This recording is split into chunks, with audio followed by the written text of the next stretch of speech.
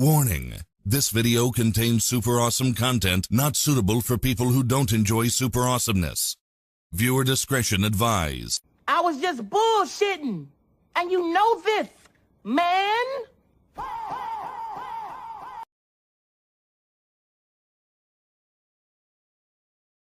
Unleash the beast! Yeah. Man, it's a monster inside you! That monster got heat! You already know what it is. Best of the game right here. I hold it down for my area. I'm always repping my area. Throw up an E if you fuck with us. Bang what you claim if you real enough. They know me at Bank of America. Got a bank and it's not in America. Gotta save it, we just had to bury it. I be flipping this shit like an area. Brand new Billy GT, that's my chariot. And I stay underground like I'm Harriet. I got the game and I married it. I got the holla. They know me at Bank of America. Got a bank and it's not in America. Got to save it, we just had to bury it. I be flipping this shit like an aerial. Brand new Billy GT, that's my chariot. And I stay underground like I'm Harriet. I got the game and I married it. I got the torch, I'ma carry it. Made it out the hood, it's a miracle. From the home of the shooters like Oracle. The shit that I'm doing historical. When I'm done, they gon' make a memorial. I hold my head up like I'm arrogant. I'm chosen, it ain't no. Yeah, good first day of practice. Nice and cool out there today, so we got a little bit of work done. Obviously, it was a abbreviated schedule today. We'll begin to ramp up as we go throughout training camp, but it's a day of base offense, defense, special teams, and kind of get our feet wet, get our feet under us, and get ready to go. So, with that in mind, I'll take some questions. DA, we had to notice that Mike was out there, obviously. How did you feel like You guys notice? Yeah, a little bit. I got to ask you, how did he look? How did he practice? Look, I thought he looked good. I mean, look, it's part of the process.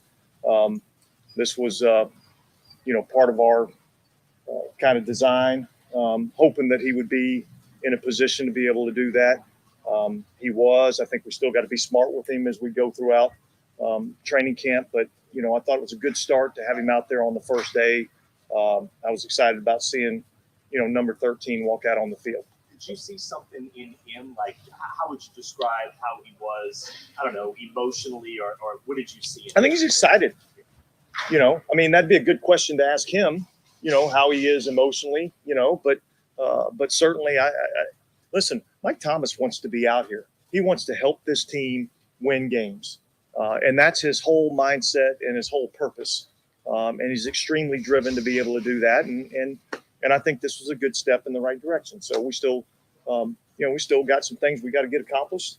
But it was good to have him out here on the first day. What's the process going to be just for ramping him up? Is that just going to be kind of like a gradual build throughout camp? Yeah, we kind of have a little process that's mapped out. We'll have to be ready to be adaptable, but I think overall, there'll be a slow progress to kind of ramp him up and get him ready to participate in team activities and things of that nature. How important is he to what you all want to do? I mean, as a defense coordinator, a guy like that in an offense. Yeah, look, he's proven that he's one of the top receivers in our league when he's able to be healthy. And so I think it's important to have him. He's another one of those weapons that we've kind of counted on and kind of planned for. And so I think he is important to our team. Dennis, when you say this, when you look at Taysom, right, which is up back on the.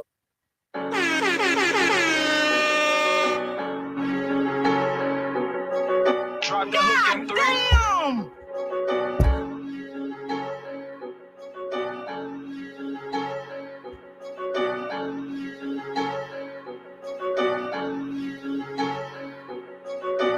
You already know we in the building.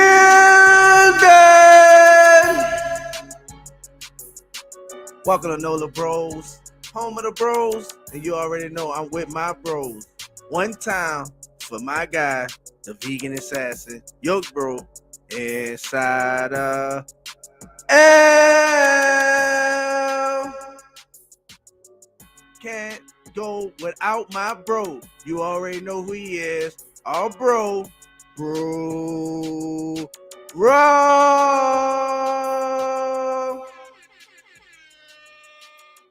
One time for all bro.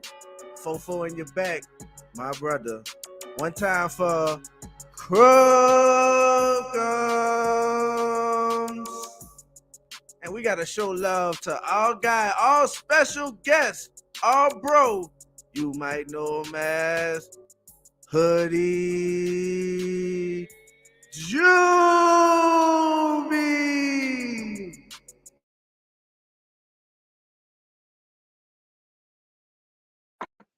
Yeah, man. You already know what it is, man. We here, man. Appreciate everybody in the building, man. Y'all already know it is another episode of Nola BREAUXS, and we have our special guest, our bro, Hoodie JUBE, man. What's up, Hoodie? What's up, bros? How y'all feeling, man?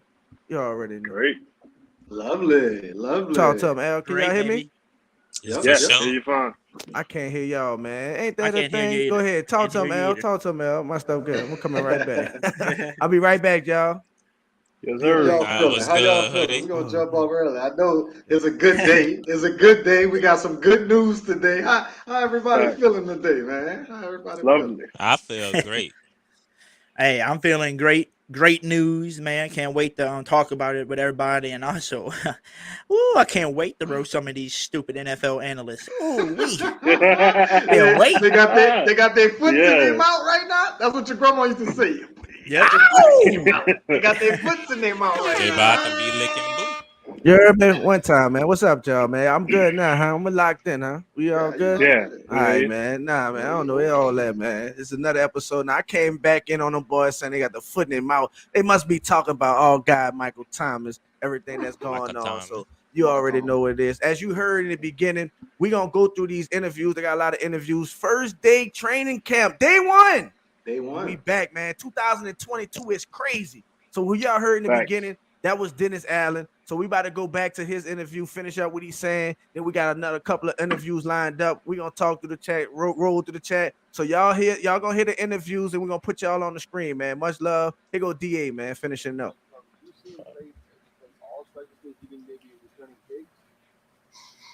Look, I'm not going to rule anything out. Like I said yesterday with Taysom, I mean, I think he could, pretty much do anything he really wants to do, and so that's part of the role that he's been in. He's effective in that role for us, and so we're going to utilize him in as many roles as we possibly can.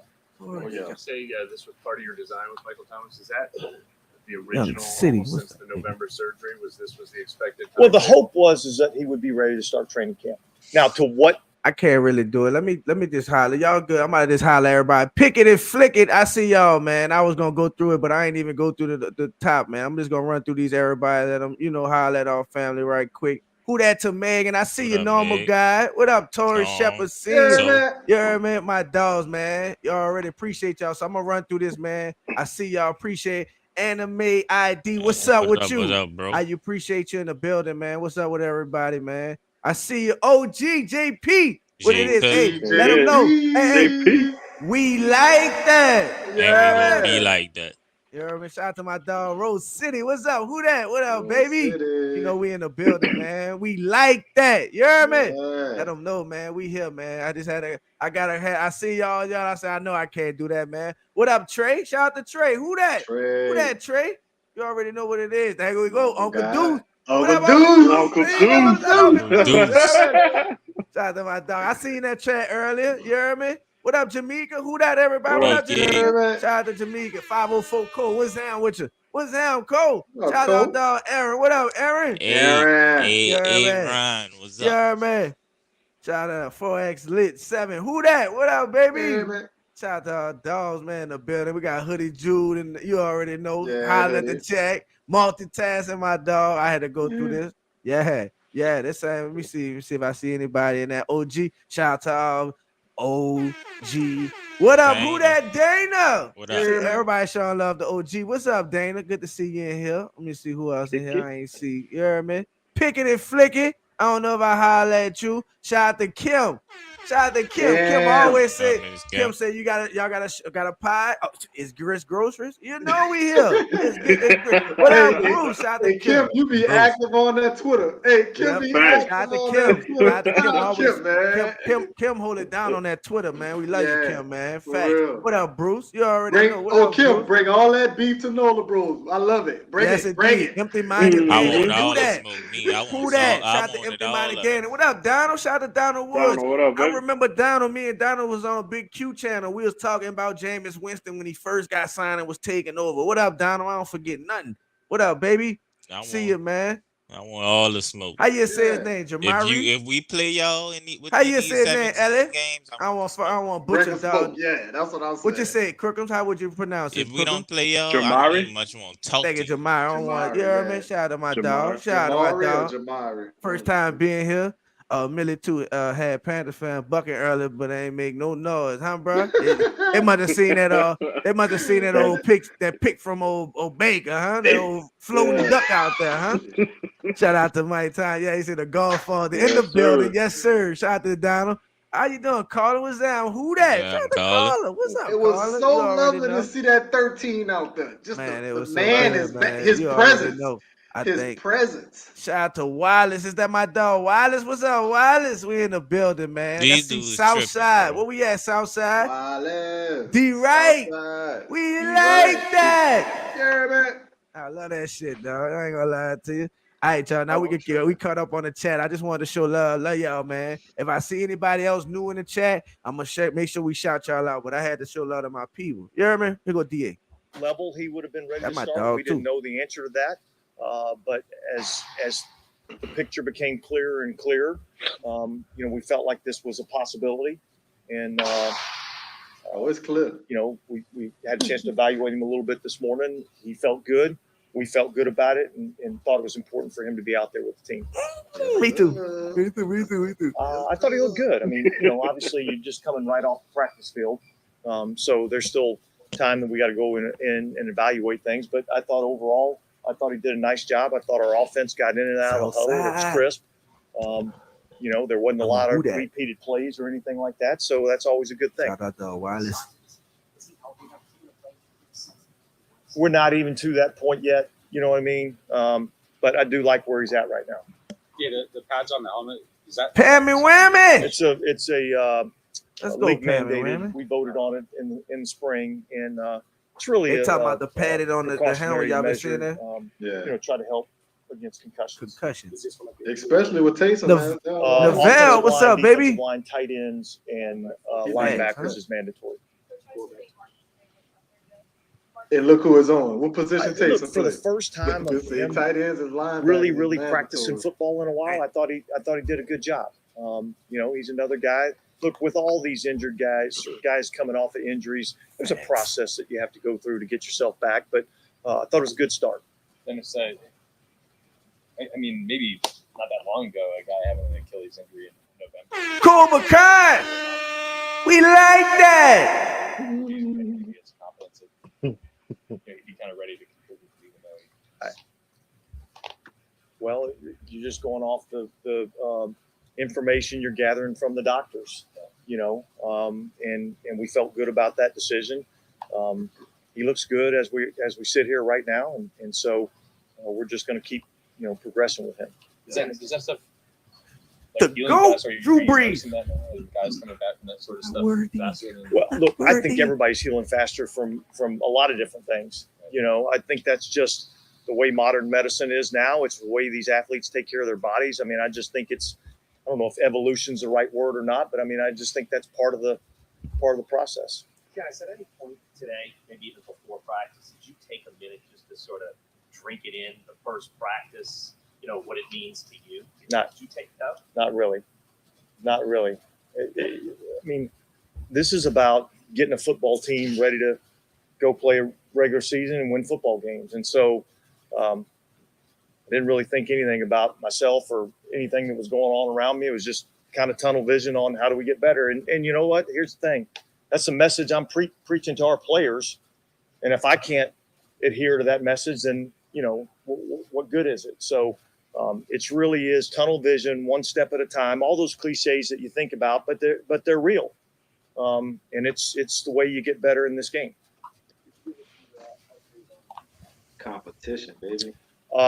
He was ruled out with an injury. We're really not going to really kind of get into a lot of these injuries, what they are, timelines, or anything like that. Nah, let me know. But hopefully, it's nothing that's going to keep. Talking about Pete Warner. You talking about Pete Warner, family? Let me know. Let me know. Come on, we little on the Peyton. Quine bandwagon, so let me know. Come on, little Peyton. Well, I mean, keep shit from off. It's hard to use the term progress. I mean, the fact that he's out there, I guess I would say that that's progress. But I know he had one really nice rush. Don't trip, Wireless.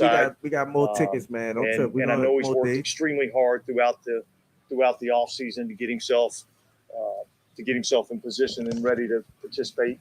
And so we'll evaluate him as we go through. But again, he's another guy that it's good to have him out. Who that? Guru, what's up, Guru? Welcome home, Guru, baby. Let's go. Good to see you, Guru. The list is way too long to name off everything right here. Look, number one is get ourselves into football shape. That would be the primary thing that we've got to be able to do. We have to develop an understanding of, what we're doing scheme-wise, offensively, defensively, in the kicking game, and then how do we develop the skills and the techniques that we're going to utilize to be able to do our job. And that's really what, training camp's about. We did base today. So for rookies like Olave, hitting, how many times have they been through this, the installation? When they got here? Well, so as a rookie, you get an install in rookie camp. You get another install of it in the OTAs and mini camp. And so this is really kind of their third time through of getting the same install. It's I think that's the best way to do it. It's like just repetitive action and then, hopefully we see what sticks and what our guys can do best and put them in those positions. Is it fire hose, type of information? I mean, you're not going to slow down for them, obviously. The rest of the team. Well, we can. You know what I mean? Like, and the players would tell you, like, it's their job to know what to do. That's facts. And so everybody learns in different ways, at different speeds. But as a professional football player, it's your job to know what to do. There you go. That's all Coach Dennis Allen, man. Hey, man. Coach coming out there firm, clear-headed, and he laying the law down, man. How y'all like how Coach handled this whole off-season leading up to day one of training camp? What's your thoughts on Coach Dennis Allen and all the things that he's been doing and the way that he's been leading this team through all this stuff in the offseason, dealing with Alvin Kamara, the return of Michael Thomas, acquiring Jarvis Landry? What's your thoughts on Dennis Allen before we go on? I like how he going about his business. I like how he handling it. I like how he not too outspoken about the team, but he's speaking enough about the team. I like where he at. Even though I want to hear what Pete Warner injury and what that is about, I understand why he not talking about it. You feel me? Because he don't want nothing to blow up and nothing to get out of hand. That's what you're supposed to do as a coach. You're supposed to protect your team. You're supposed to protect your players in every way possible from the media and these outlandish things that be coming out. So I like where he at first day, you know what I'm saying, and through mini camp, I like the things he's been saying, and I like how they handle Mike Thomas by giving him the test in the morning and then letting him get off. Like they tested him to get off. You know what I'm saying? That was pretty cool. Yeah. So I appreciate how he going about his business. So that's how I feel about it. What you say, broski? How you feeling about Dennis Allen, the way that he been just conducting himself? Hey, Moderator, get that spam out the chat for us, please. They got that spam in the chat. Any moderator in the house, y'all get them out the way, please. As I've been stating all along, he had a losing organization with the Raiders. He had a bad experience. And what he went through over there, I can see he's telling himself now how, like Al say, how he's going about his business. That he doesn't want that to happen anymore. Right. He felt that, he smelt it, don't want to smell it again. You know what I'm saying? You know what I'm saying? And I'm loving it, me personally. You got what we needed. You got the tools to do the job, to play cut and dry. He went and got the tools to do the job. We very underrated, and I believe he's going to be an underrated coach, underrated quarterback, and we roll. Do you think he is like he gotta be? I'm gonna say this 2 things real quick before we go next to goddamn. And apologize, family, if y'all hear in the background. It's 7 o'clock over here, and they just decided to come cut the grass. They could have came yesterday. I mean tomorrow. They could have, but it's 7 o'clock, and now they won't cut the grass. All right, for sure.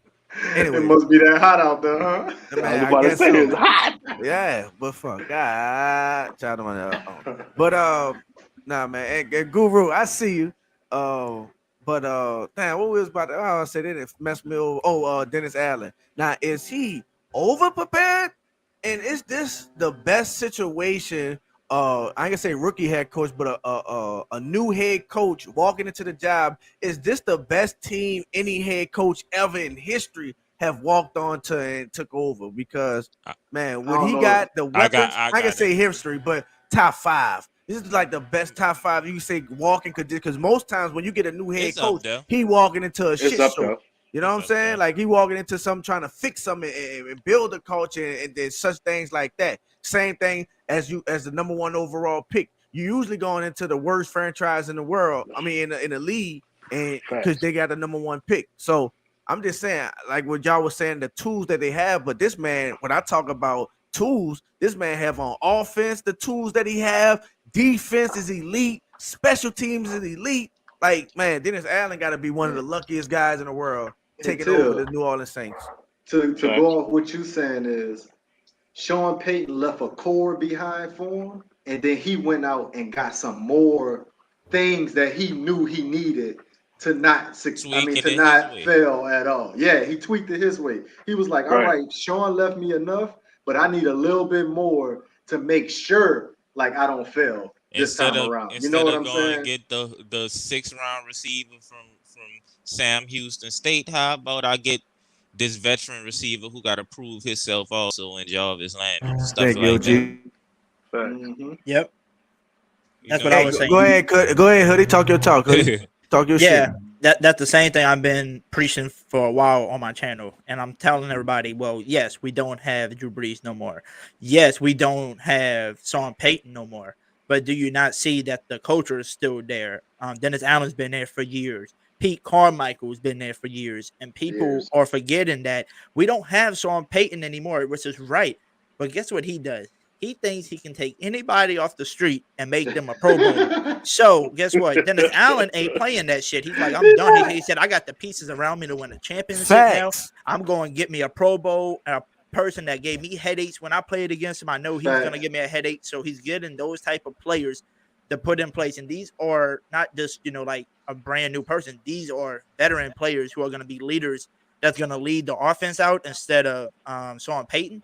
And then people still forget about Pete Carmichael. Those 2 years that we had him covered for Sean Payton because of the bounty gate and the injuries, he had us with the number 1 offense in the league. And some people argue with like, well, he did have Drew Brees. Facts, but look at the offense we got right now. That is way better than what we had back then. No, 100%. 100%. And when he say years, he's talking 10+ years, y'all. He's not talking about no 3, 4, 5 years. 10+ years in this system. Who? So for people, Pete Carmichael and Dennis Allen. No, well. I was about to first of all, I'm about to tell Crooks change that. But anyway, good shit. I like that. Don't make me come the damn thing. But knock out that person cutting the grass now. Man, listen, man. This dude, man. Hey, you're right. But I gotta say, I always say we say 10+. Pete was there from the beginning.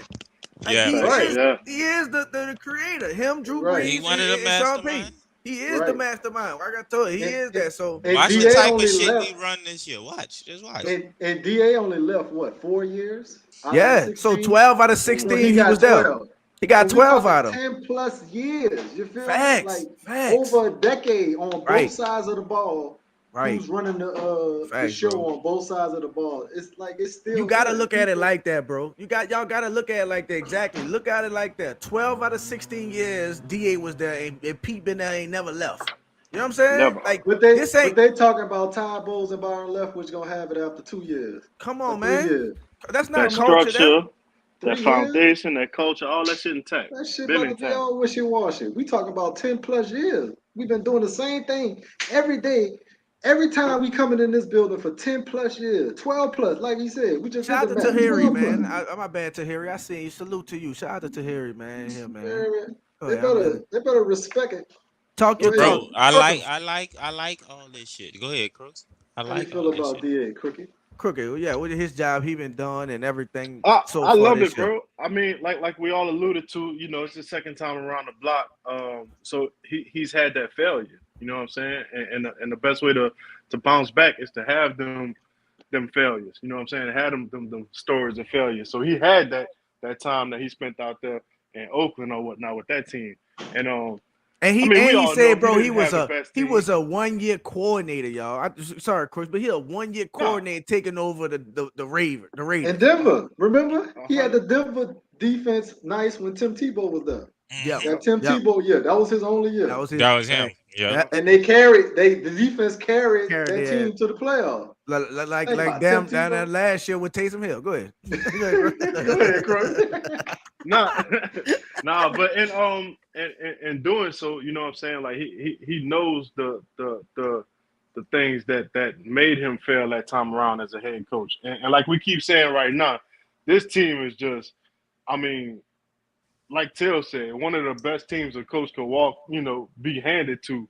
One of the best rosters that could be handed to a head coach. So, I mean, and like we said, you know, he put his own little sprinkle on it by adding, you know, certain pieces or whatever like that. And I think that was part of, you know, this gonna be my team. Like, you know what I'm saying? Like I'm gonna set this team up, and if it fails, I'm gonna sync with this motherfucker. Like I set this team up. You know what I'm saying? Don't fall away, baby. Don't fall back. Don't go in that thing. Don't go in that thing. Oh, we got a little piece. We got a little matrix. You in the matrix. I got caught up in the algorithm. I'm gonna say, let me say, you know why I think they underestimate us so much though. Tell me. Because the old saying people feel what they don't understand, and they can't read out. They don't know how we coming. They see it. They see it, and they just don't know how we coming. Because look, they sleep on. They trying to put it in James. Oh, James, James is sling that thing. Yeah, everybody know and that. He got the tools to do the job. Deep down, everybody know that Jameis slings that thing. Everybody know that Jameis slings that ball. Pause. Everybody know it. But they just, they just keep trying to mock because he goofy. Yeah, he goofy. Just goofy. keep trying to make a mockery of the man because of the third interception. Every time I see a they know he slings that ball. He know he a dog, bro. And every time I see a teammate with Jameis, bro, it smiles. You hear me? It's motherfuckers like the toughest motherfuckers. PJ Williams, that's my bro. You know what I'm saying? Like, even though they got a relationship, Florida State, but still, like, you would think, how they portray Jameis like he just a weirdo. Yeah, just a loser, weird trash bag who people don't want to be around. Like, this man is an ultimate leader. That's all I hear about him. He's the ultimate competitor. We're gonna talk about that later. I know that right now. I just don't get goofy shit. I know that right now. Lord. I mean, I know he an all-time great, but Aaron Rodgers do some goofy shit. They don't holding the people hostage. Come on, man. Just doing little weird shit. Fuck, I hate your helmet. All that shit. Shout out to official Nola. Hey, Hoodie, is that that's the guy who did Our Time Is Now? You can't see it. What up, baby? Our time is now. Hoodie Jew in the building. We shining now. Yeah, we shining. Hoodie Bull in the building. What up, young Nola? Shout out to young Nola, man. I see my dog in here. What up, D Right? I see her in there. Look at our dog, man. Crazy. Oh, hey. We like that. My dog, man. Much love to Nick, man. Appreciate you for the birthday wishes to my G. You hear me? One time. You know what it is, Taylor, right? What you know what it is? It's really just I don't even think they hate Jameis as much anymore, and they just trying to blame the 30 for 30. I think what it is just that because he's on the Saints. Because I mean, look at all the 100%. People during free agency. Oh my God, Tyrann Mathieu, the best safety in the league, man. He took over this team and that team. Oh, soon as he choose home and went to New Orleans, he's washed. He's not the same safety. Right. But if you go to the Bucs, right? If you go to the Buccaneers and go play with Tom Brady, Tom Brady's gonna shoot some shit into him. And be like, oh yeah, You know, like you gonna shoot superpowers or something because Nah, Tom Brady there. 100%. Like, Yeah, it's the buddy. golden boy. You exactly. If you went to the Buccaneers, they'd have said he's the best safety of all time. Plays with the That's what they're about to quarterback. say about Julio. Julio. That's what I was about to They say. throwing it with Julio. So go ahead. That's Before we it. go into the go in that interview, we can talk about it right quick. Family, how do we feel about Julio Jones joining the Buccaneers? Anybody jump in like double dutch? Not scared of no I got one word. 33-year-old. I got one word. I'm gonna keep it 100. Julio Jones. You want me to tell y'all one word? Yeah, what it is? Hamstring. Hamstring. Yeah. Thank you, bro. buddy. Bro. That's my thing. I'm gonna tell you like I told y'all in the group. 3 words. Weak ass hamstrings. Listen. He's a problem. He's an all-time great. Man, Julio Jones. I don't care what nobody Julio says. Jones is a problem. No, Julio Jones as a player is an Shout out all-time DJ. great. What up, DJ? Oh, baby? yeah, we that's all what I'm know. saying. We all know he's past his prime and Yeah. his pending injury. The thing about it, if he could get limited reps and stay healthy, he can make plays. He can make. Like, I'll give you that. It's I'll not. give you that. OG It's not a Stoner, game. what up, baby? Let's not play. It's not a game. But that's if he stay healthy. He got to But stay healthy. right. When the This last guy time- went hurt, so he gonna be used. When the last time prime Julio Jones killed the Saints? It's not Prime. about killing the Saints. It's about Hold on. helping that team as a Buccaneers. I don't think they're gonna beat us still. No. That's what I'm saying. If we deep as we say we are, we don't give a damn about that. Not what we say, y'all. We out, bro. We All ain't- right. That's all we But concerned y'all about. know, All right. y'all know All right. I've been screaming Buccaneers are 9-18 the whole year. 9-8, 9-8, 9. I think they ain't gonna. I think they're gonna be out the playoffs. I think Tom Brady is gonna be on the decline because he had less weapons, but now picking up Julio, now he got somebody he know he could count on. It's like having Antonio Brown. Like you got that vet that you know you can count on. It makes a quarterback feel a different way. But look, as a sense of veteran and understanding, you're right.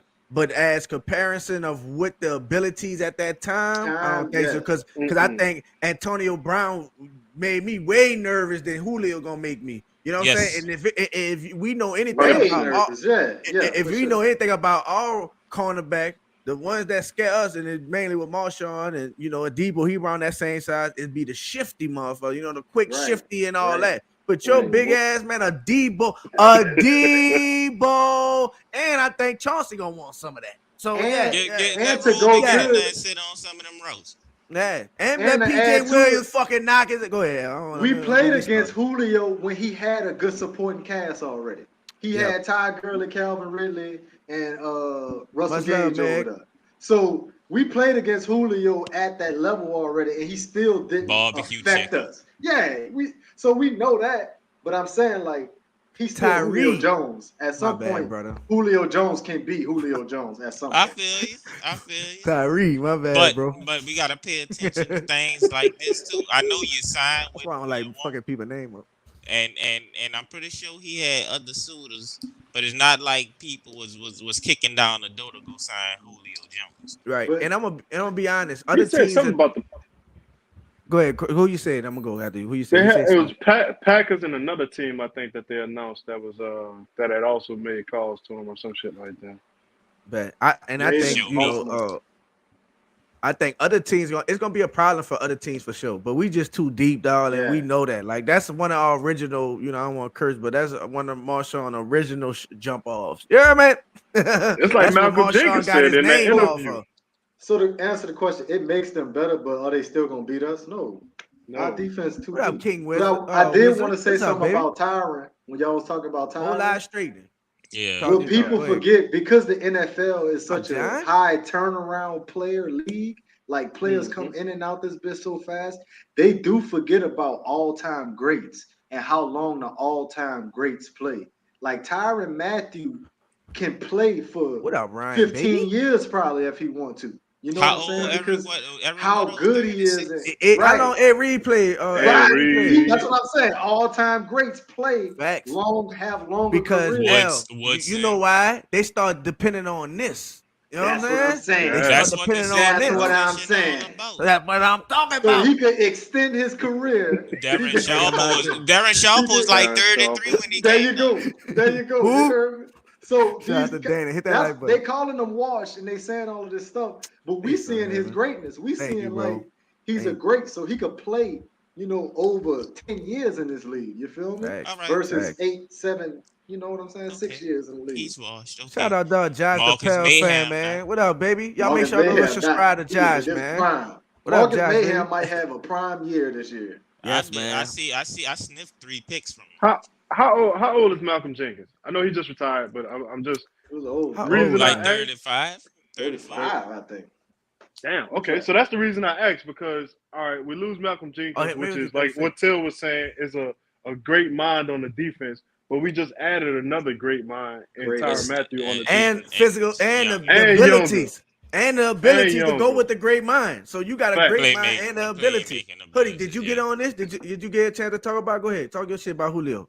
Oh shoot! I already said one word: hamstring. First of all, yeah. I told y'all that. But that's a lot to say. That's what popped this whole thing off. That's his definition. Like I said yesterday in the group message. Hamstring injury. Building a Lakers roster over there. I said that first of all, you liar. I said they the fucking Lakers. I said he built the LeBron team. That's what I was. Oh yeah, he said. Oh yeah. No. Yeah. All right. Hold on. That's two different fucking things, bitch. I'm on your ass. He trying to steal your joke. He trying to take my tit. That's what I was saying. A LeBron team, like the old. Well, LeBron got 3-4 different teams. I told that joke. 1972. You stole it from me. That's it. One. He said, "Hold on, L. Brian had some motherfucking Miami. Motherfucker, you could have been talking about the Lakers from the bubble. You could have been talking about motherfucking Cleveland. He had plenty of teams. So I thought you were talking about star power, and I said, yeah, he built on LeBron teams. Last year's Lakers. You know what I mean? The last year fucking because I compared them to it because there's a lot of names on them. It's a lot of names on the what? What you say? The laugh button. Okay, I got you. But I compared them to that because looking at the on paper, look how they is on paper. It's a lot of names that you see: Julio Jones, Tom Brady, and all this, and they gonna be able to do it. Old guys, are past their primes. Back in 4 years of Kyle Rudolph, like we not there. So like 5 years ago, them names would have ring bells. But right now, we got young motherfuckers like Debo, fucking Chauncey Gardner. You know what I'm saying? And they ain't trying to hear that. But go ahead, my bad, Hoodie. My bad. Fucking. Oh, you good? It's your show anyway. It's your show. You gotta cut me off. Man, it's ours, man. Talk your talk, man. But this is how I feel about the Julio signing. I would look at it 3 different ways. Number one, I said hamstring. Can he stay healthy? That's the number one thing. Number one. Now, number two, this is maybe showing us how scared they are of the Saints. Like they know that they can't beat it, so they're trying to add more and more players to their team that they think, okay, this person can help us beat the Saints, maybe. And then number 3, I thought about it. Maybe they added him because they know he can still have a little bit left in the tank if he does get hurt.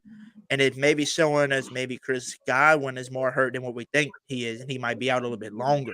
That's something you might want to watch out for. Chris Godwin could be out longer. That's what it is, Hoodie. I think they trying to say that Chris Godwin gonna be out that first Saints game, and they need somebody. They need somebody they can depend on in the first 5 games. Because think about their first 5 game stretch. It's tough. It's real tough. And they don't think Godwin gonna be back until week 6 or week 8. They had to bring in somebody to make plays and have another threat on that offense. Because if they didn't, it's just Mike Evans by himself and Leonard Fournette. And you could stop that shit easily. But now you throw in a wrench. You threw a wrench in the damn thing, and you threw in Julio. Now Tom Brady feel a little more comfortable. He got somebody else he could depend on. You got to think about it. It could be Tom Brady getting older, and he feel like he lost something, so he need to accommodate for something a little more too. You know, I'll compensate a little more. Like I think I do need another safety blanket because I can't do this as well no more. You know what I'm saying? Because from the Nola, what's up, baby? 45? Oh, Tom Brady, 45? 45. Oh, man, what y'all think? At some point, that bridge got to break, huh? Come on. Like, come on, man. Yeah, I told you last time when Cam hit him from the back paws, it looked like he lost his dentures. Looked like his dentures fell out his mouth. I don't know how long I don't know. And especially when you got monsters like we got. Bro, he didn't want to come back to this division. Fucking Brian Flores fucked his whole exit plan out. You know what I'm saying? He was trying to go to Miami.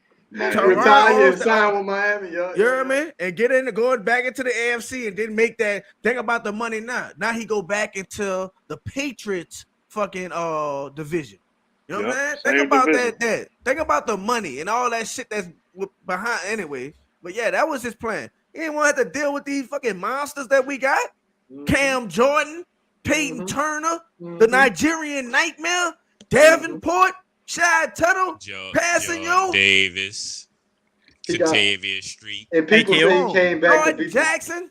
To beat the Saints. He ain't come back to beat no Saints. That's not what he came back for. You said you damn right. He can't beat us. He know he can't beat us. That's why he's trying to leave. Hey, Tio. That man 32. Talk to me, Hoodie. What you say? Yeah, you have an aunt named Nicole? Yes. Okay. Yes, I do. Yes, I'm looking through the chat. I see somebody in the chat that said, "Hey, nephew, I was about to call her aunt." Oh, hey, Aunt right. Nicole. Hey, what's up, T-Day? Oh, I got my mom in here too. I see them. They all the way down here. We live right now. What up, mom? I didn't say, hey, you got an aunt? What the fuck happened? What is going on? What you heard? What happened? What's going on? What's going on? Just tell me. What's up, T-Day? Got my mom in here. T-Day, what's up, mom? The chat booming right now. Hell yeah. Well, fuck. Threw me off with it. Man, I sent it to the family group message, so they gonna all pop in here, show love. You know what I'm saying? Like, but I see. Shout out to my dog, man. What up, 504 Fresh? What's down? Whoa, man. What's down, bro? What's down? What's up, my dog? Now, listen, my dog Fresh. You know we do Pelicans and Nola. He a Pelicans fan. Now he a Cowboy fan for the NFL. But you know we why on he y'all here. ass, Cowboys. No, you know why he here? He know that 13 back. He want to hear what we talking about. You see that goal. You said he's a Cowboys fan? Yeah, Cowboys fan. Yeah. You said Cowboys fan? Y'all really said Cowboys fan, right? Oh yeah, 100%. He's a Cowboy. I'm out of here. I'm out of here. Oh man. Oh, Hoodie, bring your ass back. You know how what up, DeWine? Shout out to my dog DeWine. Let me see who had GB. I want to go in there and get GB. My dog Hoodie. GB in here, calling. Let me see. Let me give it for everybody else. I'm trying to let y'all touch the screen. We got another interview lined up for y'all, man. Hey, we can't talk about it because they brung it up in this session also. What's your thoughts on Pete Warner being hurt? He was one of the ones that didn't participate today, off working on the side. They didn't really disclose the injury. Coach had kind of declined it. He said, we're not talking about that. What's your thought on Pete Warner? Now, you know, is it I'm on it before this injury or not. I was on the sign Quan, bring him back for culture and depth regardless, because things like this happen. But what's your guys' thoughts on it? Is sign Quan? Yeah. I mean, we can talk sign Quan. Does this make you worried about Pete? Or what's your thoughts on it? No. You go ahead, go first, Hoodie. Yes, I was still talking. It's Luke Kuechly, huh? This Luke Kuechly, huh? He said, yeah, that's my boy Pete Warner. So I was saying I was still talking one anyway, just because he brings the juice to the defense. First of all, but I'm not worried about him, because if you go look at Ross Jackson videos, you go look at his shout out to Ross on Twitter. If you go look at Nick Underhill and all of them, they all saying that he's not gonna be on. He's not gonna be out long at all. I say that too. So I mean, I'm not worried at all. One time for my beautiful mother. Oh, by the way, shout out to Big Q. He's in the building. What's up, Mom? Yeah. What's up, my mom? What's up, T? Shout out to T in the building. Big Q's in the building. Q. One time for the GOAT. My dog, Big Q. What's up, baby? One time for Big Q, man. You know, I appreciate you, brother. I'm glad you in here, man. They show love. If y'all don't know, if y'all ain't following, I'm pretty sure y'all make sure y'all follow my brother, PRO Media Network. Who that family? Sir. Keep up the great work, man. Thank you, brother. You keep up the great work, my G. Keep following your footsteps, my G. But go ahead, Brewski. How you feel about it? Pete Warner and Quan Alexander. Should we sign them? Does this injury make you nervous? What's your thoughts, my G? It kind of go hand in hand. If they up and sign Quan right now, I'm gonna be like, well, how bad is this injury that you're going and get? Because you wasn't worried about the shit weeks prior. Right. Well, we know Quan last year was signed August the 5th. Go ahead, bro. So it's still we've been waiting on this Quan news the whole time. And he also put they sleep on Twitter when somebody mentioned something about him signing. He put they sleep. So and he was working at Harrell Park too. Go ahead. Okay. But still, I'm just putting it all in context. If they up and sign him right now, You make it It's nervous still about it's Pete. gonna make me nervous about Pete. What are you? Like it. I'll be happy to have Quan, but what's up with you, boy? What's going on? I think it's going to be a hot topic going forward. I think it's really something to look at because we all know what Quan can give us. Like we Big know Q to what go. we're Look getting at him. from Quan. We don't know fully what to expect from Pete. We got a glimpse of what we can expect, but we don't know fully what to expect. And that's the two differences in them two. Quan brings guaranteed what we know we're going to see and what we know we're going to get, that juice, that speed. He could cover receivers in the slot. He could shoot the gap. You know what I'm saying? He could blitz. He could do certain things.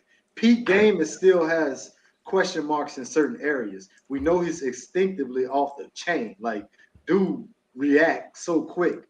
Like, blitz One of and the gap best like coverage Mario linebackers. Davis. Like, he could move around and sideline to everything. sideline. Sideline to sideline linebacker. Yes, indeed. But he had injuries, a couple, slow games, and we're gonna see what it is because we don't know how serious the injury is either. Fact. Hey, and look too. Hey, Big Q, my G.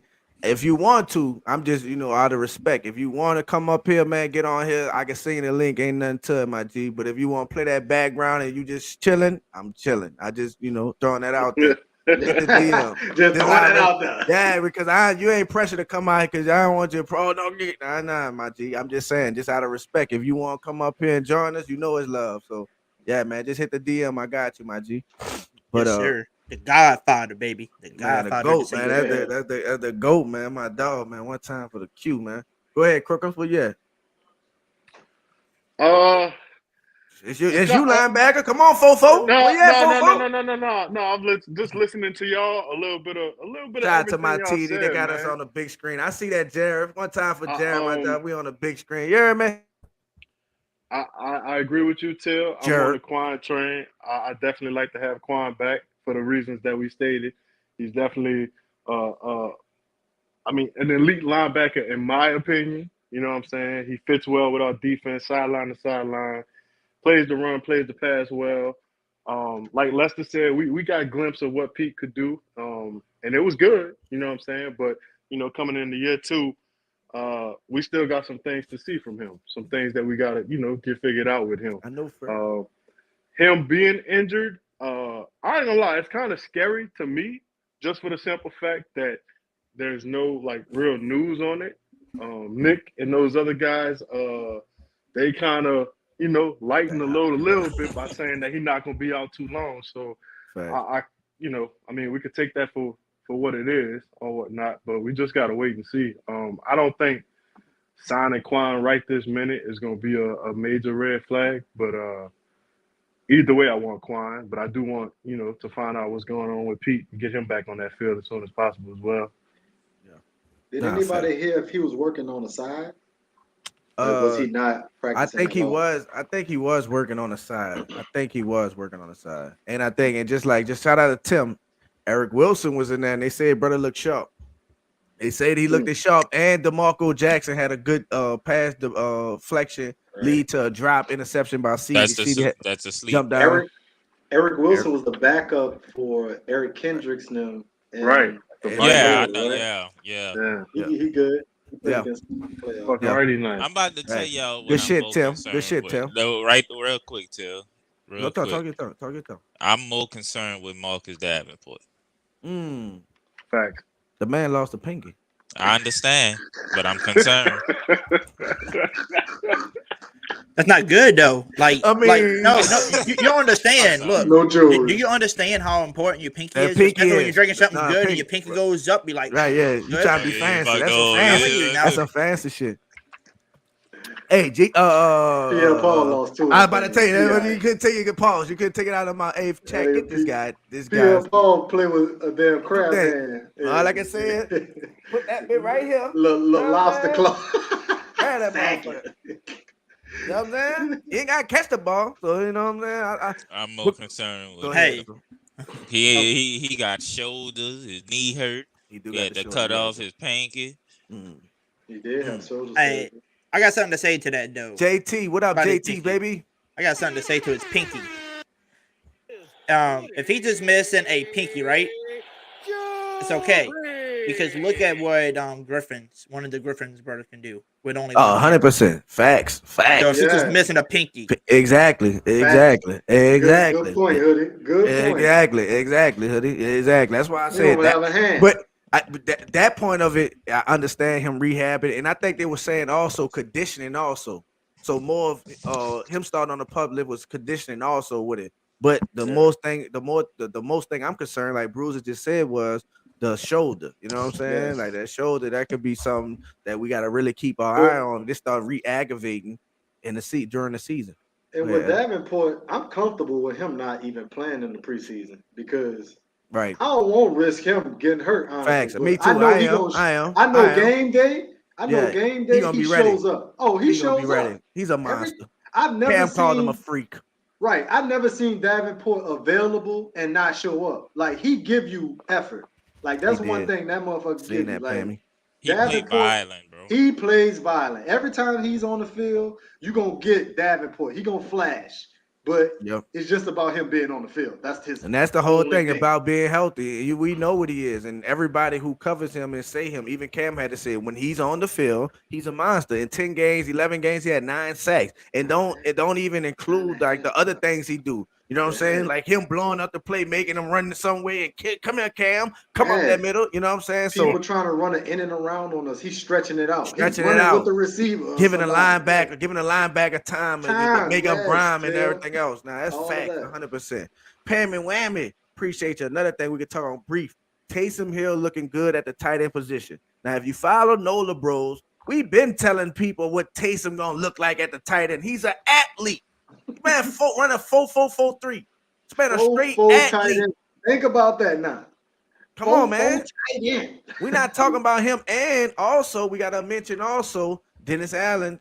We talked about Taysom Hill taking some snaps at the quarterback. Still taking snaps, yeah. And we brung this up on Nola Bros, and we talked about it. How you feel about it? I love it because 3rd and 2, that's his shit. First and 2, first and 10. If you want, that's a run play. Like we're not tripping. That's a running back. And guess what? Not to talk about it. If the worst come or worse with Kamara, we're gonna need Taysom to take some of that load off too. You know what I'm saying? And use that. So it's gonna be running back by committee. So I don't have no problem with Taysom Hill taking snaps, playing his role. But the difference between this year and last year and the years before is that this is Jameis' team. He's the quarterback. But Taysom just coming in and doing Taysom. We love him. We ain't tripping on that. We want to come in there, get them 5 yards, hard yards. That's better than a fullback dive running up on them. Go ahead. Let's see how Pete Carmichael used Taysom versus how Sean Payton used Taysom. Let's see the difference. We're about to see the difference this year. How little tweaks and stuff. I know Pete ain't letting Sean Taysom throw that thing. You can put that. No.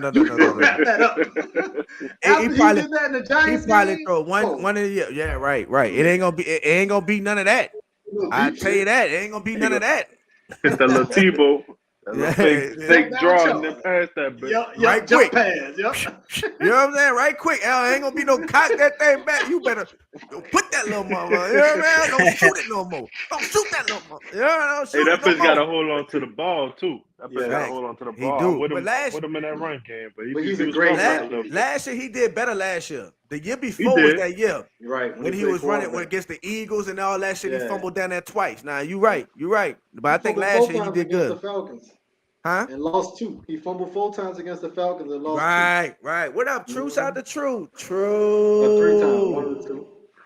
But he's a great athlete. Getting the ball in his hands in space, that's going to be our key. And he's going to be a big mismatch problem. Like a 4-4 on a safety, that's dangerous because normally the cornerbacks are the fastest ones on the defense. They're the ones who run the 4-3s and the 4-4s.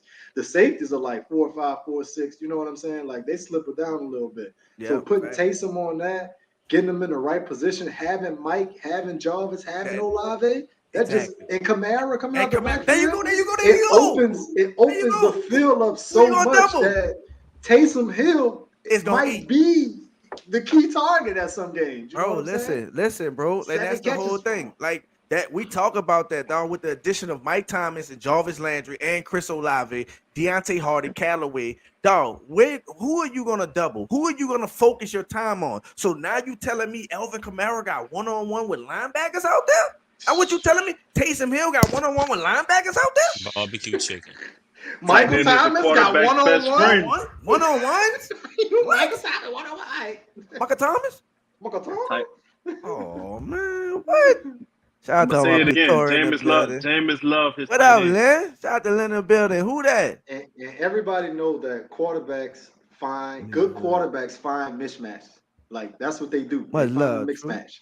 Like no matter where it is, that's what they do. That's what Peyton Manning. That's what Drew Brees. That's what Tom Brady. That's what Aaron Rodgers. That's what Ben Roethlisberger. That's what these quarterbacks do. They look for the mix match. Like what you gonna do? You put the wrong one on the wrong person. That's who I'm going after. Aaron Rodgers do it great. Soon as when somebody gets subbed out the game, if you have an injury, he going straight after you. He don't care. Going straight to it. Hey DJ, you know what that mean, huh? Yeah, hit his ass. Yeah, Taysom gonna get hit. And we got to talk about too, not to cut y'all off. Just man, Taysom had that injury the last game of the season, and already back out there. Him and Marcus Mayhem.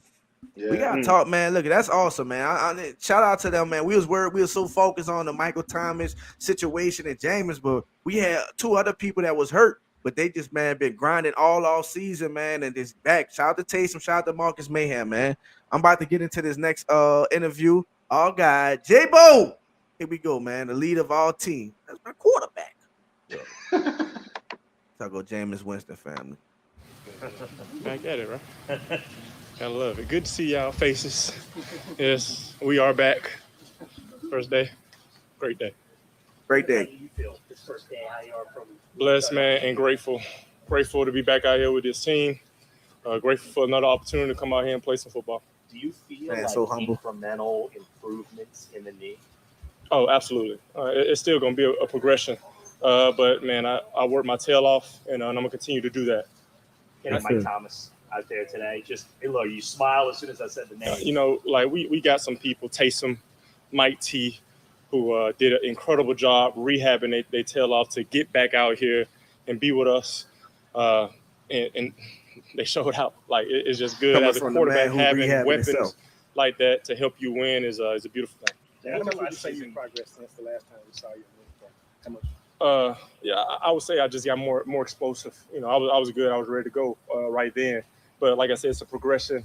The healing process really never stops. But I feel stronger right now. But with practice increasing, I know I got to harp on a couple things and continue to build. Jameis, there was kind of a soft suggestion that you might do a pitch count. Listen to that boy. You're a guy who likes to work. No. I'm sorry, John. No. That's not going to be the case. Y'all heard that boy? They asked him about him. It was going to be a pitch count with him. That boy said, no, that's not going to happen. It's not going to be the case, John. Okay.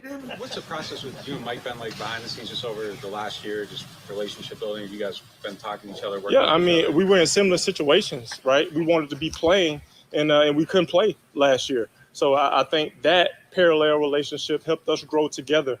We were on the same page, right? And now it's just time to go out there and ball together. And he's worked his tail off, and now we got the opportunity. We're all in-house, so let's do it. And for you, is there anything different about the feel of just coming in here knowing you're the guy? Like, can you play looser in camp? No. You just be grateful for the opportunity and go out there and play your best football. Gotta be humble, bro. James, Love it. What was your mindset like? Attack the day. Every day. You're taking those days off, man. Just work. Everything's happened for a reason.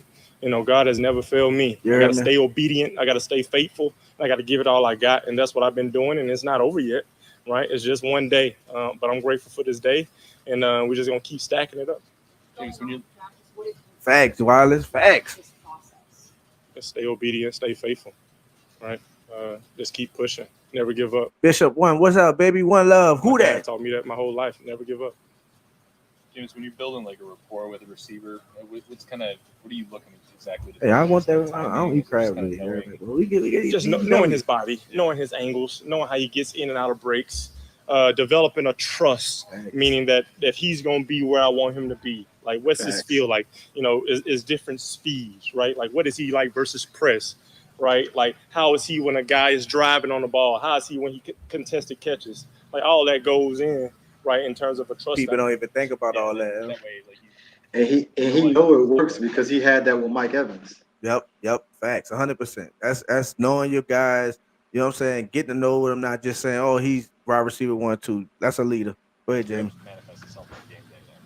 Yeah, well, you visualize. I'm always visualizing success, but it's an element of trust where it is what it is.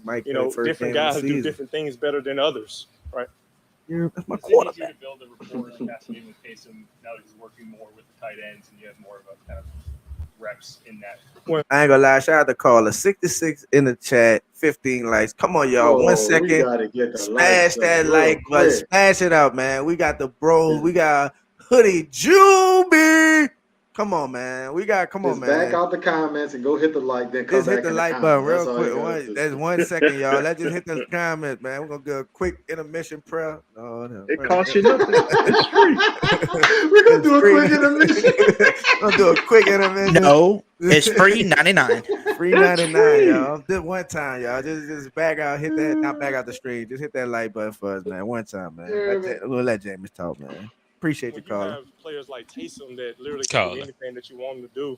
Like, you just got to trust in him that he's going to do his job, right? And having him in the quarterback room and then him going to catch, passes last year, like, I knew he was going to do his job. So when a guy works like that, right, Yeah, like think about his rehab. Like, he got hurt the last game and he came back. He's back out there with us now, out there balling, right? So when you got special guys like that, man, you just got to, cater to them, right? Whatever they need, whatever they want, that they're going to be doing the right thing at the right time. I know it's kind of early, but what are some of the things that stand out about Chris Olave and just working out with him this summer? He's just smooth, and I classify it as like he's already a pro. I don't want to do comparisons, but I had Chris Godwin in Tampa, and like Chris Godwin, you could just see in his eyes that he came in, he already was a pro, and I see that in Chris. Like, the moment isn't too big for him. Chris turned into Chris Godwin. He works his tail off. He's smooth.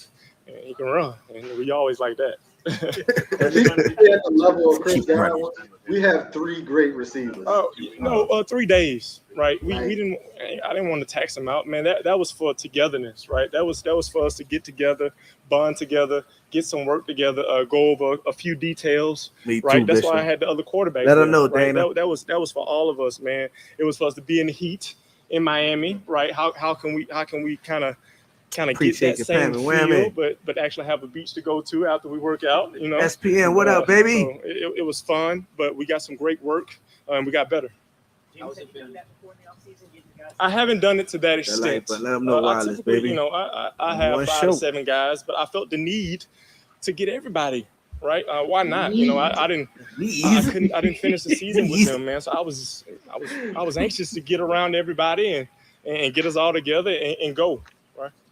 I need to see Jameis' face in all interviews. I can't wait to the pregame huddle.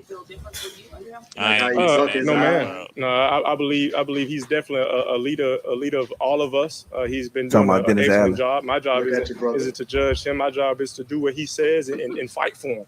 And in the way that he approaches us, the way that he leads us, we got all faith and belief in him, and we got his back regardless. You mentioned some minor restrictions this spring, rolling out and things like that. I mean, is it everything now? One restrictions. I wasn't able to do them. Yeah, that boy said one restrictions. Hold on. I still did some of them, but I was able to do them. Right. But no, everything's fine. I'm up and rolling. I was out there rolling. Everything still feels good. I mean, you can ask the guys. I think I had the highest miles per hour on the conditioning test, so I know I got faster. So I'm excited, man. But it's just one day. But like I said, man, I'm grateful. Right? I'm grateful to be around y'all. I'm grateful for this opportunity because it's special. This place is special because everyone here is family. Just to see everyone's faces, even you guys, right? Like, y'all are family. Like, it's all a part of this whole thing. He sound like us. I'm just grateful to have that. James, how has it been working with Ronald Curry and especially with the RC? Well, nothing has changed for me. Pete and RC have been in the room with me. They were leading me last year, and ever since I've been here. My first year I had Joe Lombardi. But man, one thing I love about RC, man, he's smooth like Chris Olave, right? Nothing gets too big for him. Like, with me being a high energy guy, I think it really compliments me when I got somebody that is patient, that is just whatever he says, you better listen to it because he's gonna mean what he say, but he's not gonna say it, in an animated way. He's gonna say what he say. He's gonna mean what he say. And he's very detail oriented, and I really love that about him. Kendall, what up, baby? Who that to you, baby? Yeah, I want every opportunity that presents itself for me. Of course, I want to play football. Of course, it had to be rhetorical, but I'm gonna do what the head coach says. Because it's for the team. It's bigger than me. When's the last? Bishop, we gonna be on his ass. Don't even trip. Week 2, man. We busting my it. thumb, 2019, when I broke it the last 4 games, just had to rehab that. And had misses. But this knee was the biggest injury I had in my life. Thanks, right? bro. And that was challenging, but I got better from it, right? I like I say, I'm thankful, right? I'm grateful that I'm able to be healthy, be back among my teammates, and play the game that I love. I don't know what's up with the box. Yeah, though. They be everywhere. Into game 1, I'm gonna make a decision. Game 1, I'm not even thinking about my hair, right? I just want to look presentable for y'all, right? I don't want to have my hair everywhere. But you catch me 10 days in camp, who knows what my hair gonna look like. Why do you know it's time? Is it tied though to your injury rehab? Well, I'm just not cutting it until I step back on the field, right? What you were saying, it was like pain in the hair. No, I'm just not cutting it until I step back on the field, man. That's something that I held on to, I know me despite either. all this, Rock that bit. my rehab pushing through, and I said, like, hey, I ain't cut my hair. I got an edge of it. Well, the biggest thing is just really the game, the 3 steps. Just because in the beginning of my rehab process, I wasn't able to throw the ball downfield, so I was able to get some great work, especially early in the rehab process, because And that's what we talked about, and that's going to be great for the receivers that we have, Al. You know what I'm saying? With Michael Thomas and Jarvis Landry on one side, 2 of them short intermediate routes on time. You know what I'm saying? Accuracy. We don't need that. We seen a little bit some of that. Remember what did that Seattle game when he overthrew Taysom? Taysom right there in the pocket. Yeah. Then he looked at Taysom. He ain't balk at Taysom. But he Washington game, what game? The Patriots game. He threw some bad passes. Not bad passes, just inaccurate underneath passes. Right. The Green Bay game, he made Kamara work too hard. So hopefully he get more smooth in the Give him a highlight of his career. One of the highlights of the career catches. But still, he had to work. Yeah. I remember live when we was doing the game, like he shouldn't have had to work that hard for that shit. You know, Kamara could have got like 8 He could have been yards. gone. He could have, facts. Could have got out For there, got at least 8. You know what I'm saying? So he right. So Kamara. that was a blessing in disguise, and I like how you're looking at things. He's very optimistic. Yeah, I got hurt, so I was able to work on this part of my game, so it was a blessing. So shout out to humble Jameis, man. I love it, man. Keep going. That was the only thing I could do. So I really focused on that just to get more accurate in the intermediate game. James, now that he's actually on the field, you're throwing passes to him. How do you feel like Mike helps your game? How do you feel like your game might help them? How do you feel like you fit together? Well, we are ultimate competitors, right? He's a perfectionist, and that helps my game because I can put my trust in him, and he can put his trust in me because we know that we all in, right? I know he's one of the greatest receivers to play this game as of this date, and he's missed 2 years. You know what I'm saying? Like, the facts don't lie, right? So I know what he's capable of. Now, we both just got to get healthy and work together, right? We got to build that rapport, and that's going to happen with this experience, with him being able to be out there and do as much as he did, and me being able to just see him and work with him. Time for one more. Hi. That's our quarterback, Jameis. Famous Jameis, man. Hey, man, what y'all think about Jameis, man? He's training camp. He cleared. We got to give a shout out to Jameis, man, from what happened with him. Even though this happened with Halloween, still him coming back already ready for training camp, man. That's very good progress, man. To say he ready, cleared, and he out there working. He don't want to take a snap count. You know what I'm saying? He won't get in there. And shout out to Jabbo, man. I ain't doing it. No. Don't think about it. So what y'all think about Jameis, man, and his work of getting back on the field and being ready for training camp, being the leader of this team? I'm proud of his progression. Facts, bro. From when he first got to us to now. Facts. I could see the growth. I mean, the growth as a man. Just as a human. I could see the growth, and that's gonna translate to the field. He'll be more calm in situations. Maybe he won't feel like he has to prove people wrong in some situations, because that was part of the interception problem in Tampa too. Oh, he forced shit. Yeah. Yeah. But that was one of the situations we were talking about when DA going into the best situation. Jameis going into the best situation. He was the #1 overall pick, and he went into a bad organization without a defense, without an offensive line, without a running back, without a running back, without a special team. You know what I'm saying? So now he has all that. Like, man, people, and we had this conversation. Hoodie had brought it up. I think about Tyrann. It's like when people sign to the Saints, they get devalued. You know what I'm saying? And Jarvis Landry, like a receiver like Jarvis Landry playing Michael Thomas, and we know the list. We talk about it all the time. Like, for him to be going there, I mean, going back, you know what I'm saying, to a roster and a lineup like that, man, I think it's a blessing for him. And he's set up, man, and adding Taysom Hill and adding Alvin Kamara. You know what I'm saying? Like, he's really in a great situation, man. So it's good to see that, and I'm glad, because he don't have to be hero ball. He ain't got to chuck it up, because not only do he have all those weapons, he also have an elite top 5 defense, if not the best defense in the NFL. So playing with Jameis, and if Jameis can move the chains like we used to seeing the Saints move the chains, and have these 10 chains, and having these 10 play plus drives, we definitely is going to have the #1 defense.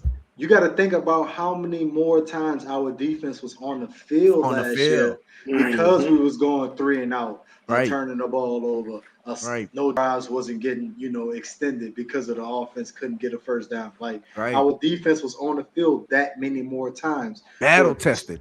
Right. So if Jameis can methodically move that ball down the field, or just even put points up, give him rest and just keep putting points up. And because putting points up is mental rest. You know what I'm saying? Not saying you'll slack off, but at the end of that, take a lot of weight off your shoulder too. But you know what I'm saying? Inflates the defense a little bit more. Like, okay, we up 14. Yeah, we take them up. Because our defense, when we smell blood, we can take off on you. Like, we can whoop your ass in some games if we smell blood. Facts. Like, it can get out of hand, and commentators will be like, real fast. Well, they need to start kneeling on the ball and running the top. No, hell no. No, we coming for next. We That's coming what for we do. next. We coming for your coming for neck. next. We coming for next. Straight cross. What up, Doc, baby? You don't get up. So the Know what next it time is. you meet us in the playoffs, we coming What's for up? you again. And Facts. I don't think it's gonna be close. So, man, we Jameis, like that. And Jameis spoke on it. He said having weapons like that is a dream, is a quarterback's dream. He said something like that, like having those type of weapons. So he's happy about the situation, and he's putting that 100% effort that Jameis Winston gives, day in and day out. And that's going to make this team go, bro.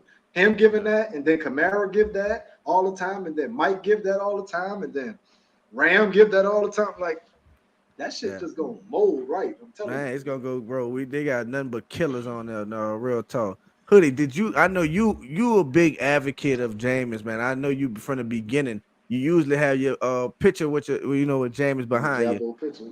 What you think about Jameis, man? His journey back, man. The way he didn't battle back from this, the way that he's leading his team, the way that his team talk about him, man. Just Jameis Winston, man. How you feeling about him, Hoodie? #1, how I feel about him, man. I shared my screen, which I don't know if you're seeing down below. Hold on, I can see it. Hold on, I got you. Let me see it. Look, bro. Hold on, let me get up there. Yeah, I'm with that. Hey, you see what he got on there? The same hat. You see it? You see it? Prop it. You heard me? Real talk. I'm with that. Hey. That's how I feel about him. That's how I feel about him. Second of all, let me put my can back on. That's how I feel about him. He gonna be eating them dubs on y'all. He gonna be eating them damn dubs on you, okay? And let me just be serious for a minute. A lot of people trash him. A lot of people say, how the hell are we supposed to take this man serious when he's a goofy guy? And I said, look, y'all don't understand how me and Jameis Winston are almost identical in type of, personalities. I goof around so much at work. I goof around so much around people, and people know I joke a lot. So they know I'm usually joking with them. But at the end of the day, they know they can depend on me for help if they need something. They know I'm a good leader. I can help. And that's why I think Jameis Winston, they need to stop hating on him, because who gives a damn what his personality like? Who cares if he jokes around and he's funny on the mic, and he's funny doing certain drills? And I said, at the end of the day, he's showing you that he can be a leader, and everybody is saying it. Like, even people who are not even on his team anymore would say he was the best player I ever played with. He was the best leader I ever had, because he was always there for us, But people don't know those stories because they don't share that with you on the media. They want to share you the bad stuff and make him look more like a bad guy. Like a goofball. All the time. Look, in which he is goofy. I don't care if you're goofy, you're goofy. Ain't nobody tripping. I know a lot of goofy partners. Fact. We say all the time, a lot of weird shit. I'm weird. I don't give a fuck. You know what I'm saying? It is what it is. I don't care. But at the end of the day, man, when it comes down to that football, you gotta respect the man mind. College champ, first round draft pick. What you talking about? Number one overall. First overall. Put some respect on overall. Heisman winner. Come on, man. 2016 MVP candidate. Stop playing through for 5,000 yards with 33 touchdowns. Stop crazy, man. Y'all remember that song? It was called Hit the Sean Payton. Yeah, hell yeah. Mm-hmm. They're going to guarantee you they're going to make a goddamn song called Eat the W's. Yeah. And you know what, Hoodie? I love how you said that. I love what you said, because I love how Jameis is embracing that. I love how he's embracing eating a W. I love it. It was everybody clown him and did all that. He know he messed up. It wasn't a cool, goofy. He embraced it. He did all that. Also, shout out to Jameis Winston. I seen he went back and gave back to the local high school in New Orleans, Culver, in that 9. You know what I'm saying? Showing love. So shout out to Jabbo being a community leader, not off on the field and off the field, man. So shout out to our guy. That's what you need as a quarterback. And that's what schools you really don't hear nobody really doing that much for. Outside of Marshall Faulk, probably. Marshall Faulk, right? Because he went there. Mm-hmm. But outside of him, you really don't hear nobody, giving stuff to school like Culver. So shout out, James. What else? Pelicans and Saints news. What up to you, babe? Yeah. You hear me? Speaking into existence. Talk to me.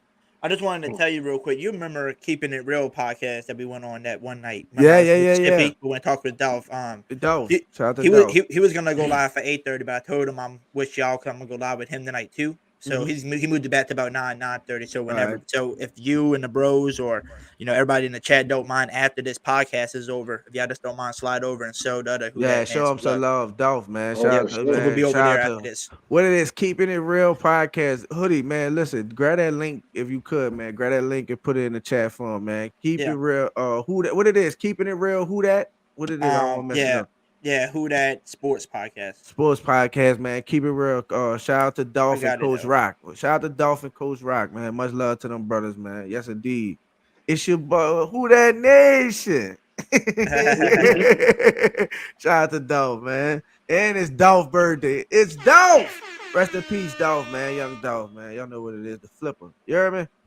But yeah, man. Jameis Winston, bro. I just think people just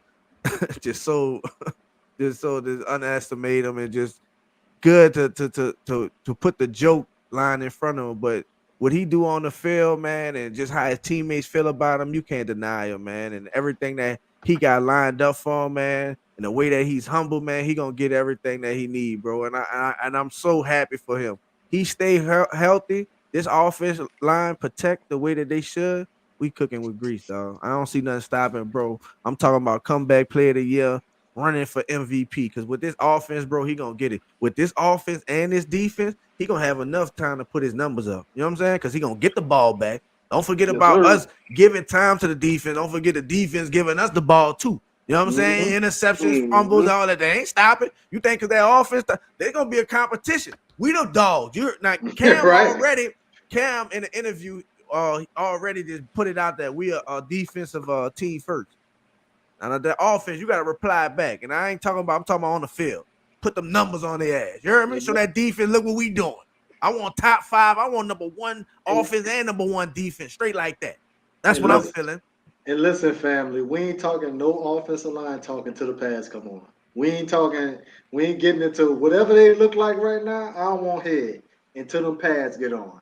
Right. That's when we going to find out with Trevor Siemian and James Hurst and all them young boys that got to go up against that tenacious defensive front that we have going to be like. So We ain't talking no old line talk until them pads come on because that's when they get real for the boys. Facts. Nah, man, facts, 100%. So now we got in last interview with the greatest one, our guy, Mr. Michael Thomas is back in the building. Let's go, Michael Thomas. Michael Thomas. I'm kind of lost for words. I don't want to come up here and get emotional or anything, but it was a blessing to definitely be back out there with the guys, being able to put my hand in the pile and just be out there to perfect my craft and compete and encourage guys and get ready to help DA win some games. When was the decision made for you to actually go out there today? Because as of last night, it looked like you weren't, right? Like, when was that decision? I mean, me and the coaches, me and DA, we had a meeting yesterday. Mickey, they told me what they were expecting from me to do and what they needed out of me and what they needed to see. So we had a, like a workout in the morning or whatever. They wanted to see how I move. And I passed my test and they allowed me to come off PUP. Someone that's as competitive as you, people probably don't appreciate how hard this probably was for you behind the scenes. Just what was it like the last couple of years of just having to not play? I mean, I'm always up for a good challenge. I mean, I feel like life is, you're going to run into some challenges, you're going to run into some adversity, but I always was taught it's about how you respond, how you come out on the other end. And I took pride in that challenge. I'm still working day to day, putting a lot of work behind the scenes.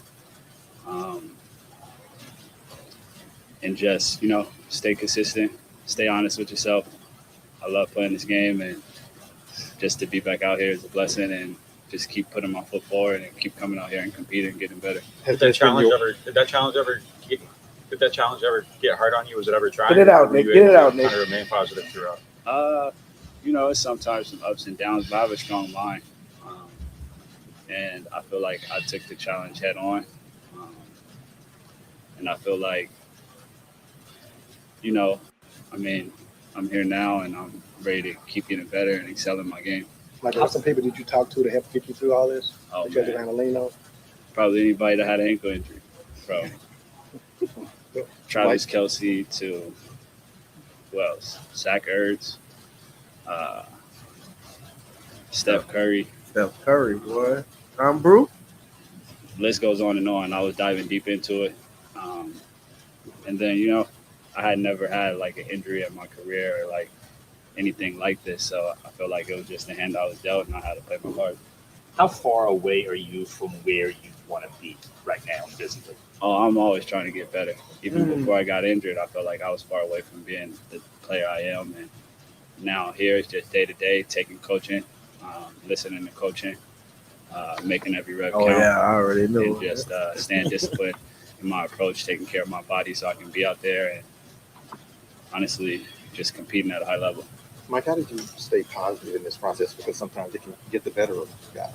Yeah, I feel like you hear that so much that you almost have to challenge yourself to stay positive. It's like if you know it's going to be challenging, you have to accept the challenge. So once you accept the challenge, then that's when you handle your business. Because, everyone knows that the process could be challenging. People could have their opinions and all that. So that's kind of what you're fighting against. That's kind of what it's kind of like defeating the odds or however you want to say it.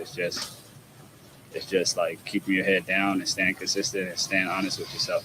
Mike, has everything pretty much gone according to plan since the November surgery? Have you been on the expected track? For the most part, I believe everything has gone. Oh. It's supposed to go. The surgery process, it's opinion based, and sometimes people don't get things right, unfortunately. So sometimes you have to know how to pivot and respond in situations like that. But I come from a strong family. Took a shot at the I doc. feel like I watch my family struggle way harder than what I'm going through, and I know me being out there playing this game makes them proud. I took a lot of pride in that. I was home rehabbing back home, and I got to see them a lot more often.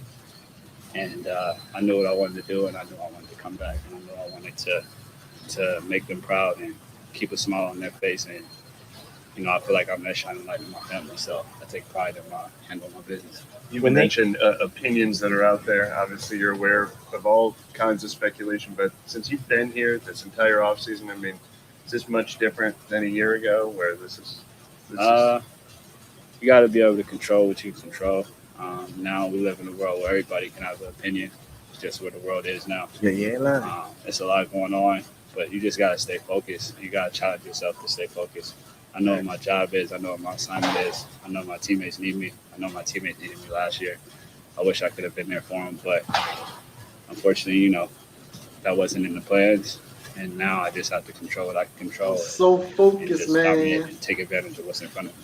When they gave you the go-ahead this morning, like when you did the workout this morning, yeah. Did you take a minute to soak that in? Can you describe what that felt like at that moment after the last 2 years? I kind of once I knew last night what I was going to have to do. So like I said, I like to handle my business. So I knew that I was going to pass that test, whether they knew it or not. And then I just treated it like I was going back out there to practice. Obviously, Jameis is also coming off a major injury, and this is kind of your first chance to work with him as the QB1. You know, what has that experience been like? What's that partnership like? Football is football. Attention to detail, working on our game, staying honest with each other, you know, correcting our mistakes fast. I play with a great Hall of Famer quarterback who set a great standard and an example. So we all know what we're capable of, and we know what's expected in this building. And I feel like knowing that, that's just like a reminder all you need. Like, I've had success in this league. I know how to create success in this league and repetition or just getting in the rhythm. So when one guy leaves, the next man steps up, it's still the same responsibility. Right. Now that you're back on the field, what's kind of the next big priority for you? Just keep getting better every day and gel with the guys. Get on, you know, stay honest with each other, compete at a high level so we can build a great team and so we can come out here and have fun on Sundays. What do you like about Jameis's game? Jameis, he's a competitor. He's like the ultimate competitor. Love it. He always shows up ready to work. It's like you're not going to outwork him. You're not going to deny him. And he's always has that energy. He brings that energy and passion, and you just feed off that. And I'm excited to play with him, and I'm excited to help him move the chains. Mike, can you explain, like, move them this is the chains? first time we talked to you in like 2 years. I mean, Yeah, you be always saying stuff. what happened? You always be writing BS. Go ahead. Yeah, I mean, what happened that caused this to be a 2-year? This is the first time we talked to you in like 2 years. I mean, Yeah, you be always saying stuff. what happened? You always be writing BS. Go ahead. Yeah, I mean, Go what ahead. happened that caused this to be a 2-year? You got to ask the trainers and doctors about that. Do you have any regrets about how it was Nah, handled? no regrets. Watch me play now. Watch me play now. He talking to Jeff Doe. I'm very excited. It's a blessing to have a guy like Chris Olave.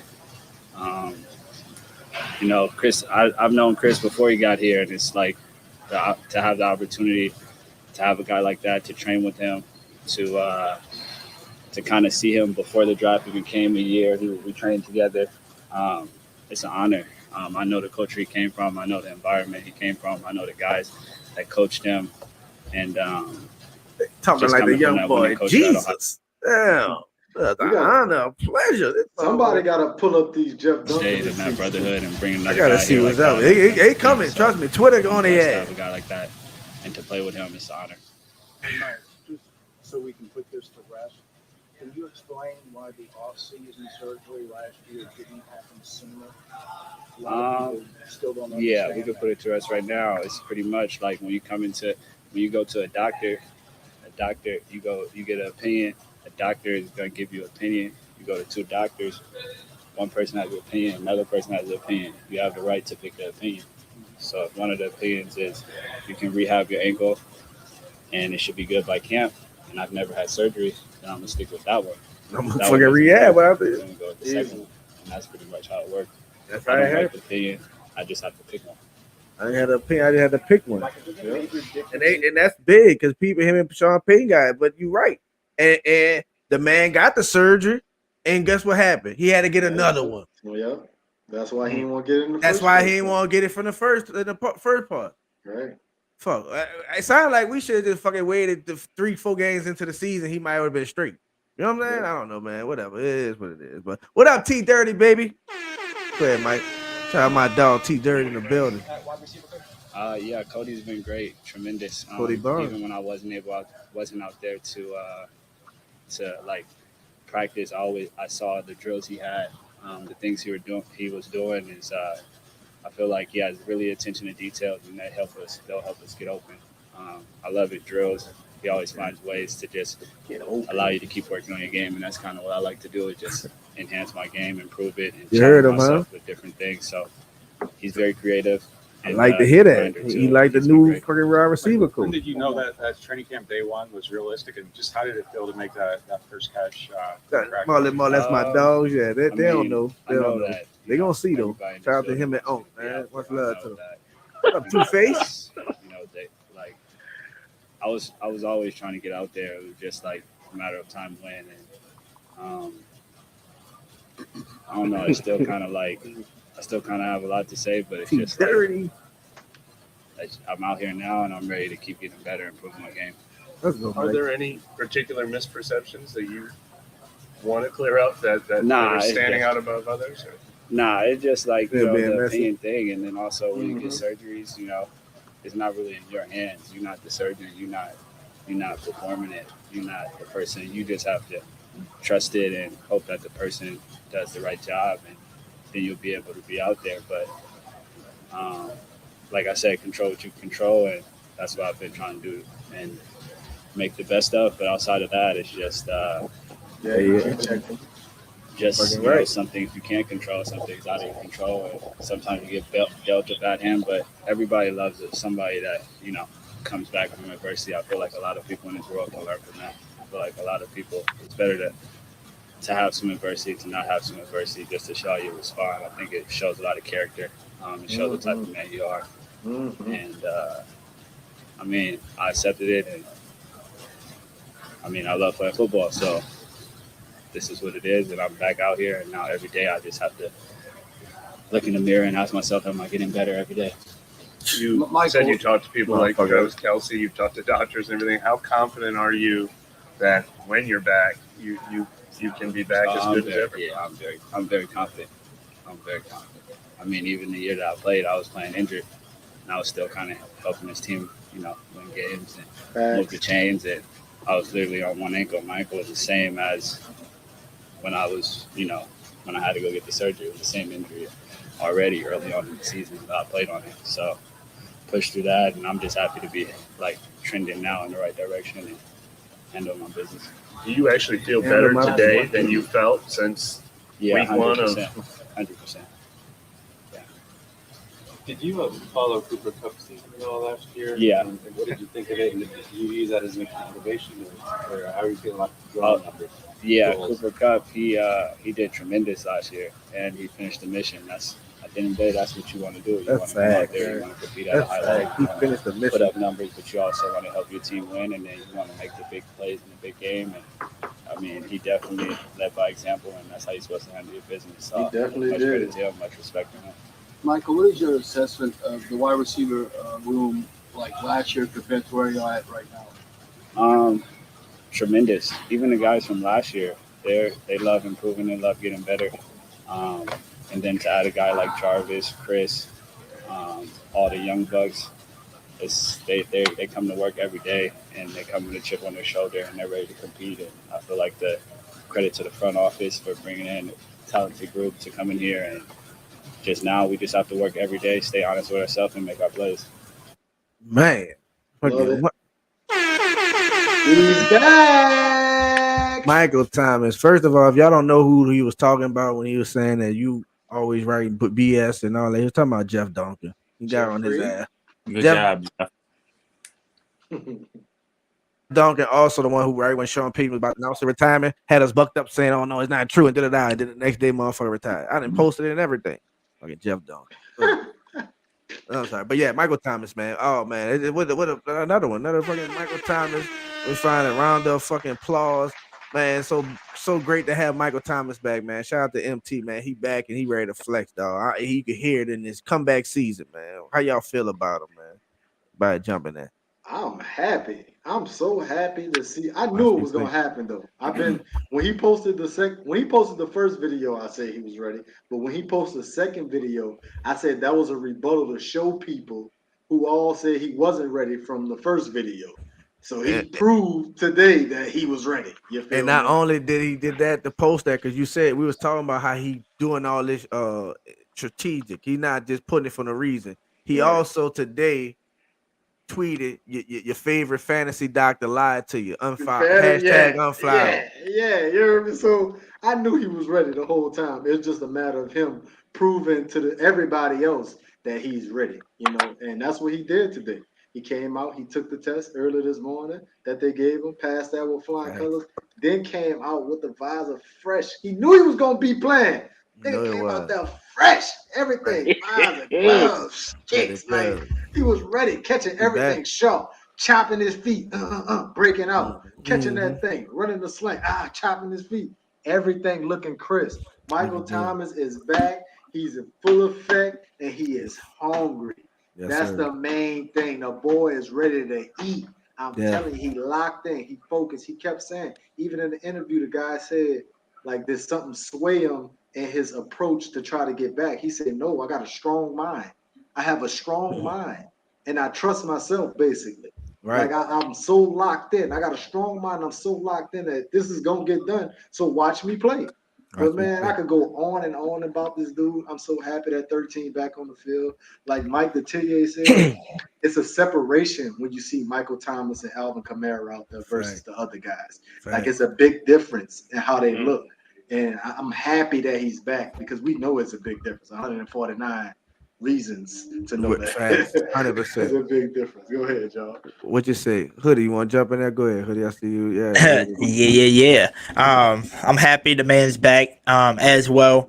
But I did want to bring this up because you know how everybody hated on Michael Thomas, calling him Slant Boy. And that's all they call him. Well, people don't know this because not everybody look up stats and stuff. But somebody brought this up the other day to me. They said, "Did you know that y'all favorite receiver that everybody's calling the number one receiver in the NFL, Devontae Adams, runs the most slants?" Yep. But they don't say nothing about him because he's not on the Saints. That's probably why. Exactly why. So I just wanted to let that out. Cooper Kupp run a lot of slants. They run a lot. Like they don't understand. Receivers run a lot of slants though. They definitely do. It's one of the most productive plays. Like quickest route to get open. 3-step, yeah. Oh, another thing. Extension While it was in my head, while I got it in my head, I wanted to bring this up. We was having a lot of people arguing about the Marshawn Lattimore, right? And Alexander. Who's the better cornerback, him or Alexander from the Packers? Who's better? They stats don't even compare. Yeah, the stats don't even compare. But some people was hating on our defense, right? And I don't think people are doing their research because did they not realize we finished 4th last year? Our defense was top 4 last year.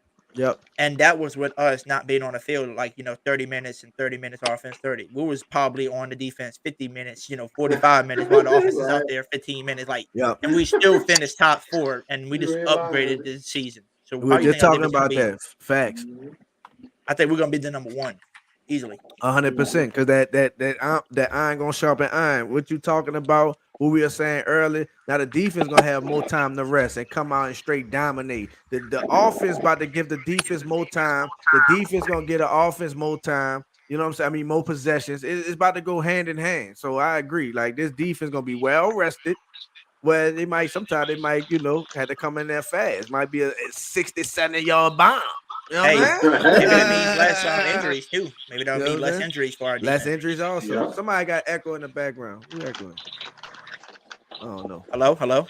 Nah, you good? I don't know. I just hear a feed. Y'all hear the double or no? I don't hear. All right, might have been you. Go ahead.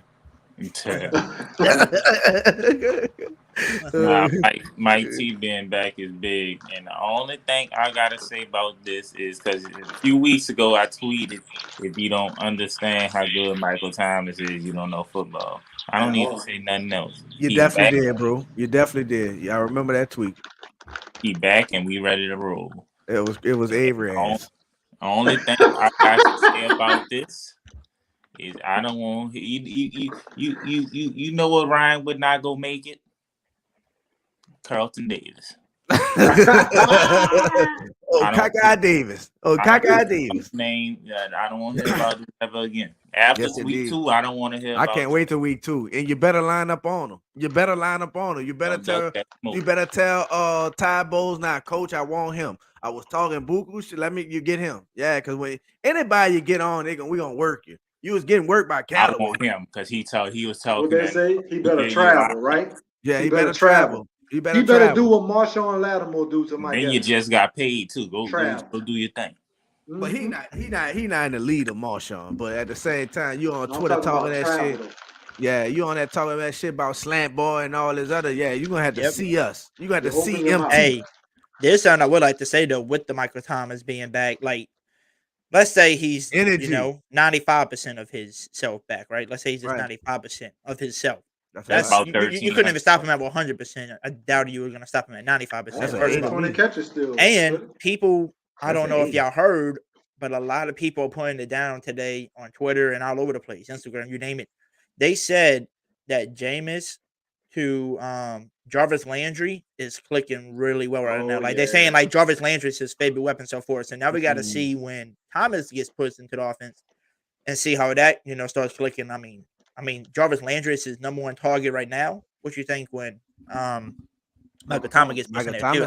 Because Mike ain't been working with him. But once Mike start working with him, you gonna see a shift. You gonna see, Michael Thomas. That's Michael Thomas. But hey, Jabbo got a very good hard job because he gonna have to divide this ball up and gonna have to find the best receiver. It's gonna be whoever's open. You're gonna have to drew this shit, James. That's what you gotta love. Drew this shit. You have to drew. That's what I gotta do. That's what I love about Jameis, y'all. And that's why I think he's the best fitted quarterback for us, because other quarterbacks, so like A-Rod or Tom Brady, who everybody considers the GOATs and stuff, they look for their number 1 target. They looking for the best receiver. If they have Michael Thomas, that's who they're gonna look for. If you look at Jameis Winston when he first went to the Bucs for the first 5 years, he really had nobody besides Mike Evans. That was their number 1 dude. And then he had no names, Adam Humphries and all them, but made them stars. But if you notice, it ain't like it was just, Mike Evans doing everything. He shared the rock with everybody because he wants everybody to get paid. He wants everybody to succeed around him. So I don't see us favoring, I don't see us favoring Michael Thomas.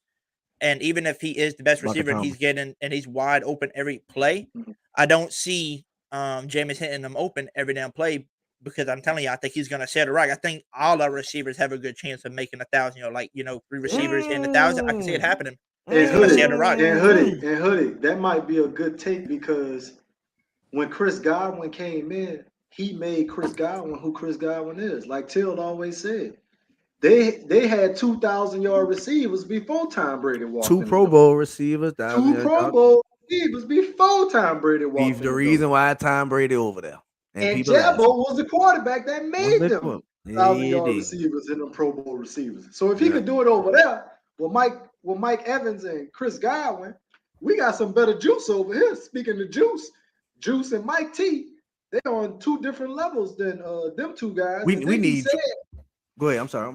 And then he said Chris Godwin is like, Olave is like Chris Godwin. Oh, so if you saying that means we got a Chris Godwin in the building too. This with better knees. Hey, you heard him though. You heard him though. Hey, you heard me, Al? Well, better knees. He got better knees. It's a Chris with the better knees. He's more smooth. But I do have to say this though. It came to my head though. You know how much shit people talk about Jameis Winston, but this is how I see it. If he's that bad of a quarterback, like they say, then why did all these head coaches he ever had wanted him to throw 40 to 50 times a game if he was that bad? Why didn't they establish a run game around him and make him protect the ball? Why? Because he's good. But he's got the talent to be a great quarterback, but you don't have him in the right system. But people don't say that. They just hear 30 for 30. By the way, 33. I know you say you're gonna. No, I'm just saying that's what they call it, the 30 for 30, even though it's 33 for 30. I know. That video I sent you, You're gonna have to play that shortly for people can understand who the hell I'm talking about. It's this ugly woman on the screen who thinks she knows football because the woman is gonna say, playoffs last year. Patriots. "Hold on, the chick on there. I tell you what, the team that I am really bold on. I'm gonna let Bar Scott hold it down. Shout out to Bar I tell you Scott. what, the New Orleans Saints 4-1 against terrific time with Trevor Siemian and Taysom Hill. Terrific time. Jameis Winston's got an array of weapons, a Super Bowl caliber defense.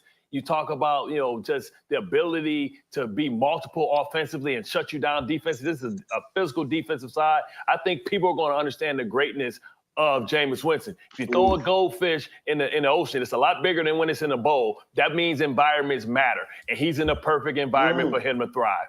What say you, RG? Hey, listen to this guy. Goofy looking man. Well, I gotta say this, Bart, if you make enough predictions, eventually you're gonna find a nut.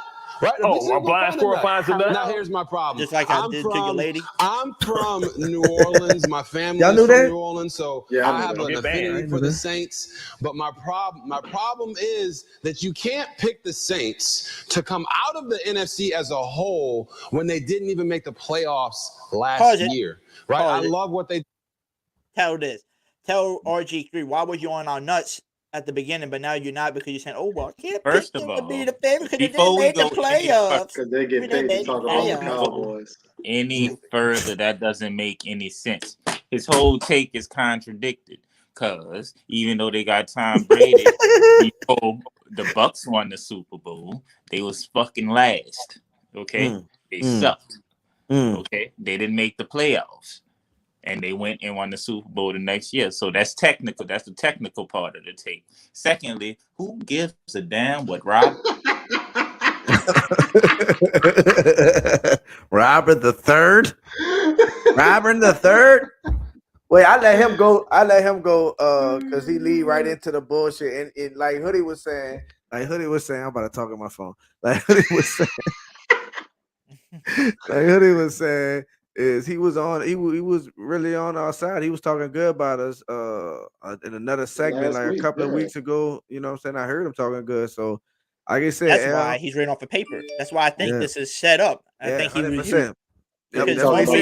One week Bart would be on our back, saying we terrible, but now Bart's saying the good thing, and RG3's saying the bad shit now. So, I don't know. They brought in Chris Olave. They're getting Jameis Winston back. They brought in Tyrann Mathieu. They have a phenomenal defense, but they still have to figure out how they're going to mesh and gel on the field. Michael Thomas coming back and what he looks like is going to have a major impact on what the Saints end up being on offense throughout the year. But when you talk about taking them and thrusting them above the Rams, thrusting them above the Buccaneers, who are two proven teams that you know what you're going to get out of them year in and year out now with Matthew Stafford there in LA and Tom Brady with the Bucks. I just can't agree with that right now. You know what doesn't make sense to me? I love what they did. I'm on record. If you want to pause it, this is what doesn't make sense to me. Oh, they got to see how they click together. Every NFL team's got to try to click together no matter what next year because everybody losing people. They lost so much people. How you know that O-line's going to perform well for Tom Brady?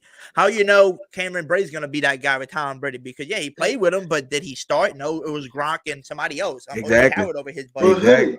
You got so many new people. When Tom Brady and all them new pieces first came to Tampa Bay, they was picking Tampa Bay to win the division, and they ain't even do nothing. Because they kissed Tom Brady's ass. That's what they doing. And they was like, Tom Brady and them gonna win the division. They gonna win it, and they end up losing the division. And they was like, oh well, Drew Brees been running this division for 5 years, and blah blah blah. But now all of a sudden, when the roles reverse, and we TJ, we said, "What's up, OG?" And we bringing all this new firepower. Now they not. Now we just can't overtake them. We can't do it, but they did it to us. Man, with the same core and everything. With the same coaches for no. We have coaches that have been there for 16 to 12 years in this system. You know what I'm saying? With the same defense and core and everything. Talk to him, bro. Ali Marpet is gone. Y'all pro guard. Retired. He retired. He's gone. He gone too. Gronk's gone. You brought back the drunk ninja. Yeah, you think because you got fucking Russell Gate. Now, they were saying this before today. Before they signed Julio. You know what I'm saying? They were talking about how they got the best offense in the league, the best roster. How? y'all. What are you talking about? What are y'all seeing? Yeah. Y'all doing this, and this dude's 45 years old. When that pressure, How can he have a how can he have a record, bro? How can he have a record and the amount of turnovers and everything to us, and it doesn't matter? That's a problem. That's a problem, bro. You know Like you why? cannot point that they out. gotta save everything they said. Everything they say, they gotta save it some kind of way. And it's like what CD said, everybody's just like so like enamored by Tom Brady, his mystique. Like, oh, it's Tom Brady. But when they see Tom Brady, it's like, oh, bitch, it's on. Like, what's up? We about that. We like that. What's right? You ready? Let's go. Got the clown emoji in there. I feel we that. Scared of you, like. And that's the same thing with these commentators and these people. But I can't predict them to be the ones that come out of the NFC. But accordingly, apparently Bart can. Yeah, they don't pay us to predict what the peons can predict. We're supposed to be the experts. They tune in for the future or forecast. RG3. Not what Stevie Wonder can see. Yeah, what it says.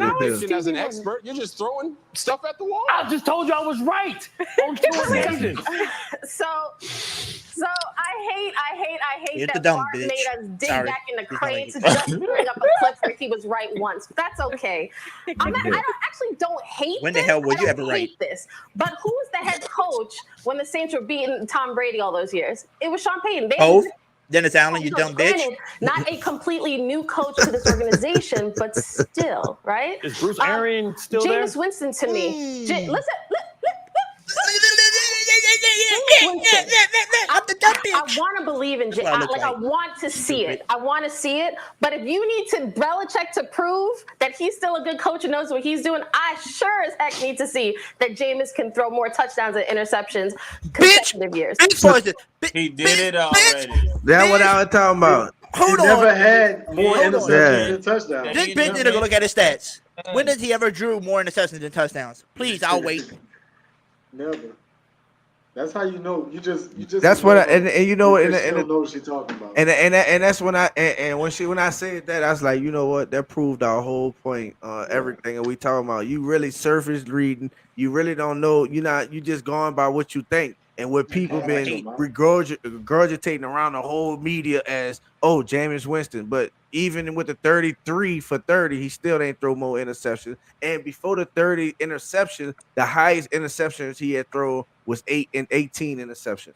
So you can't keep saying that. Like, that narrative is old and wrong. And y'all just running with it. That's crazy. Like, y'all really got to do y'all research if y'all going to talk about these people. Your ESPN, you need to hire more people. You got to hire more people for teams. You need to get enough people in here and pay for who could cover teams if you're going to be out here just spewing out BS. You know what I'm saying? So shout out to Bart Scott because he actually held us down, dog, and he showed us love. So I like Wallace Smith. I like Wallace Smith comment. He said, "Wash your mouth, Hoodie. That's a black woman." I said, "Well, she might be a black woman, but she's definitely dumb." So, if she can't look up her own research, how's she gonna find me? Good luck. I think black and white because Miley. And do your own research. How you gonna find me? I think Miley is one of my worst ones in there. You know what I'm saying? Corn. She's like one of my worst. Like reporters beat her. Yeah, I don't really, you know what I'm saying, too much care for her. This is my first time ever seeing this woman, so I ain't go hard on like that because it's the first take. But like I said, this is a take that everybody else is saying. You know what I'm saying? So this is something that everybody. She did this multiple times. About to say she did multiple. Oh, she do it multiple. Oh, yeah, you just haven't seen some of them. But she don't know nothing about the Saints, though. That's the thing. She just speak about the Saints out the side of her neck. You know how they say, talking outside your neck. Well, that's what she do. I gotta see him draw more on touchdowns than interceptions. Well, go look at his stats for every single year. He drew more touchdowns than interception. You idiot. Oh my lord. All I could do is pray for her, you know. Yeah, just pray for her, Hoodie. That's it. You don't want her to stop your blessings. I know. I've never been pissed before. I know. I really don't get pissed off unless you're talking bad about something. Like I really do hate people saying false stuff. You gotta say, the right stuff now. Like tell the truth. Just tell the truth. Look. This is all I gotta hear out of this lady, and she would sound more professional. Literally, if I was her, all right, y'all ready? If I was her, this is what I would have said. Hey y'all, Dennis Allen, I know he went 3-26 with the Raiders. I mean, I would have to say that organization was bad at the time. So, but I mean, he has been like 10, 15 years since he did that. So I mean, maybe he could change it around. But I mean, I really am worried. I just don't know. I really got to see Jameis in a full season with the Saints, and then I can judge it. Okay, but no, I gotta see him go more touchdowns and interceptions. Well, huh? Check out. Obviously, I hate listening to man. Can you love this? Killed me right here.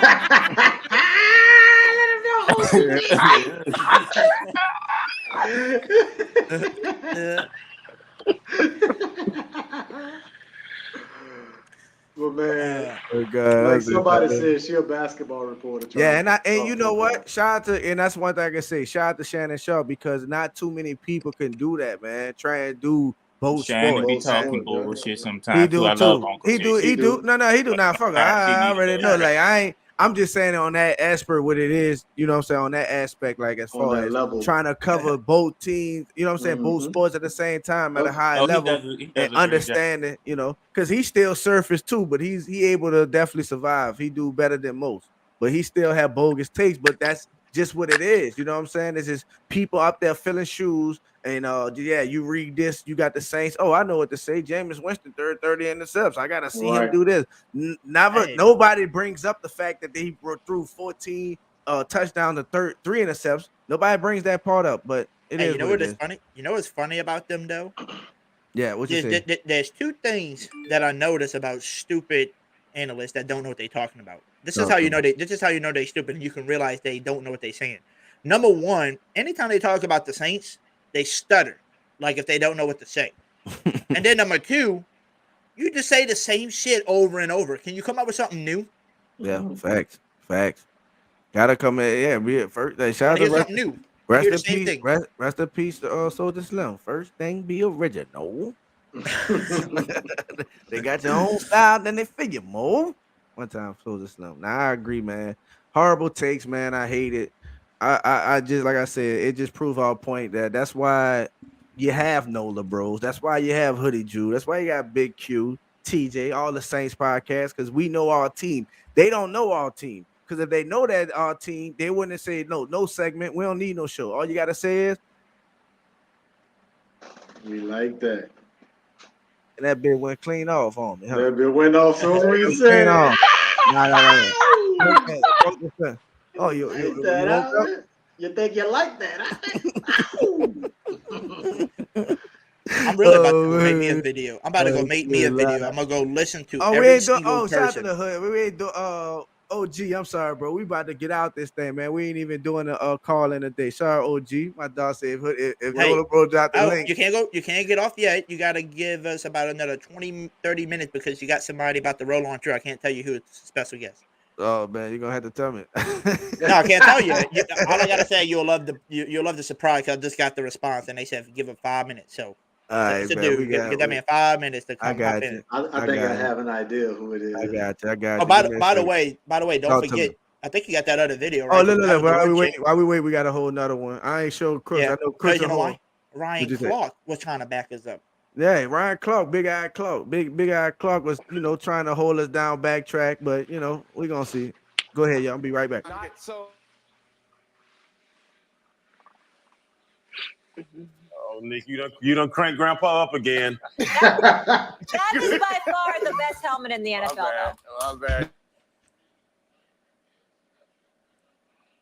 We lost it. Okay, I'm with it. All right, let's keep going here, guys. So the Bengals obviously were the surprise team in the NFL a season ago. I didn't really think that was that funny, but that's cool. I love awkward moments. Just Channing, which NFL team do you think will surprise us this year? The Dolphins. Not because I'm from Miami. Look at you. You just talked about the Steelers. No, you know what? It's becoming a lot. He gets so excited. The Dolphins have a top 10 defense. They had it last year. It's gonna be top 10. They're Xavier Howard. What are they Byron gonna do? Jones. Javon Hollins. What's Miami going to do? Tell me that. How far are they Tua, going? If Tua can perform, RC had his list, and it's the pressure on Tua. Yeah. They have every weapon they want. They went and solidified the O-line. Their defense is going to ball. If Tua is what we thought he was in Alabama, and like Tyreek Hill says, one of the most accurate quarterbacks, or Tyreek says the most accurate quarterback in the league. If Tua can Tyreek's line. I think it's genius. He did have sunglasses on when he said it to us. It's genius because Tyreek's taking all the pressure off Tua. Yeah. It's genius. I think this is all calculated out of Tyreek. He has his weapons. Jalen Waddle, Tyreek. Who are you going to double? Mike Gesicki running down the middle. Tight end. They just franchised him. If Tua is what we think he is and what Tyreek is lying about him being, I guess, RC, I think the Dolphins can. It's going to be tough because the Bills, I think, is the best team in the NFL right now. But they can come out that AFC East and try to get one of the wild card positions. Okay. Saints. Why are you looking at me like that? Because I feel like it's just like a lame answer. You're like, whatever. Like you haven't put much thought into it. I put a ton of thought into it. You weren't passionate about it. I think, feel like you just went Saints. Like everyone's just picking their city. Well, first like off, I'm gonna go Giants. Oh wait, I didn't even think about that. Yeah. I didn't even think about that. Yeah. So first of all, nobody talked to me, so I didn't know I was next.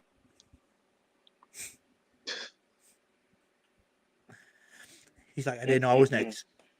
You know how they do that, Molly. Did they finish that? Did they finish him up? That was the last of that, or they had more in the Saints?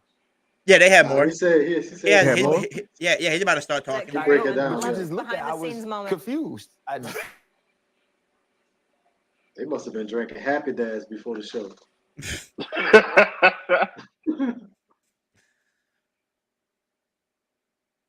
I don't know what's going on with this shit.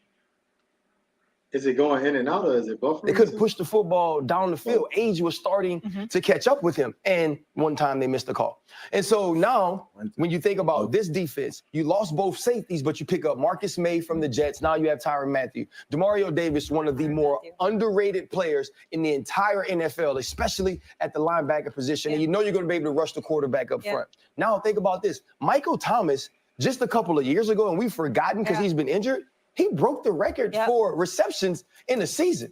Chris Olave comes out maybe the most refined route runner in the entire draft, and he's also 4'3". Then you add Jarvis Landry to the mix, who is an experienced pass catcher at the slot position. And Jameis Winston was 5-2 last year and starting for the New Orleans Saints, and just having an opportunity to know I don't have to get it all every single play. Now, we're still waiting to see what happens with Alvin Kamara, but we haven't even mentioned Taysom Hill and what he provides for this offense. This is a scary team. And we also have to remember that even within the NFC South, they own Tom Brady. The New Orleans Saints own Tom Brady in the regular season. I think this team can be scary good if the offense comes together in the way that I believe they can, and Jameis plays at the top of his talent, which we've seen him do before.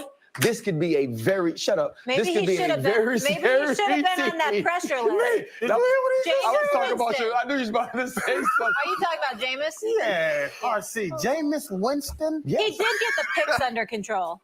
But he only had 1 year. Have you seen this workouts this offseason where the dude's slapping him with pool noodles?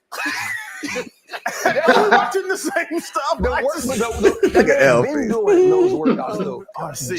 Jameis Winston's going to carry the team deep into the playoffs. Yes, I believe Jameis Winston can carry the Saints deep into the playoffs. And eat the W. Deep? Like an NFC championship? Yes.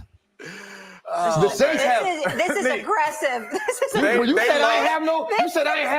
This is aggressive. July Tuesday. This is a lot. What's in your cup? Oh they just my give me God. that. NFC championship. Okay. All right, cat boy. They lost Sean Payton, right there. But I mean, Sean Payton was the hope. I thought that we were going to see a better version. I can't hear y'all. Just let Jameis y'all know. Winston, or a more consistent. The problem with Jameis at his best is you also get Jameis at his worst, because if he throw 3 touchdowns, he gonna throw 3 interceptions real soon after that. That was 1 year. All right, That's Ryan. what he does. Was it? Or has Jameis always been kind of turnover prone? Well, anyway, I'm oh yeah. All right, I'm gonna just say my team so that you can jump on me, because I thought the assignment was for us to show a little gumption, as you said. So I picked the Giants. Yeah. I think that the talent across the.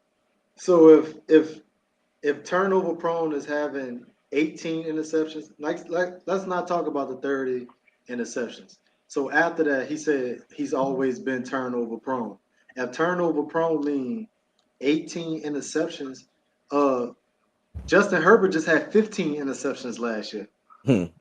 Right. Mahomes had like what 16 or 17 interceptions last year, I believe.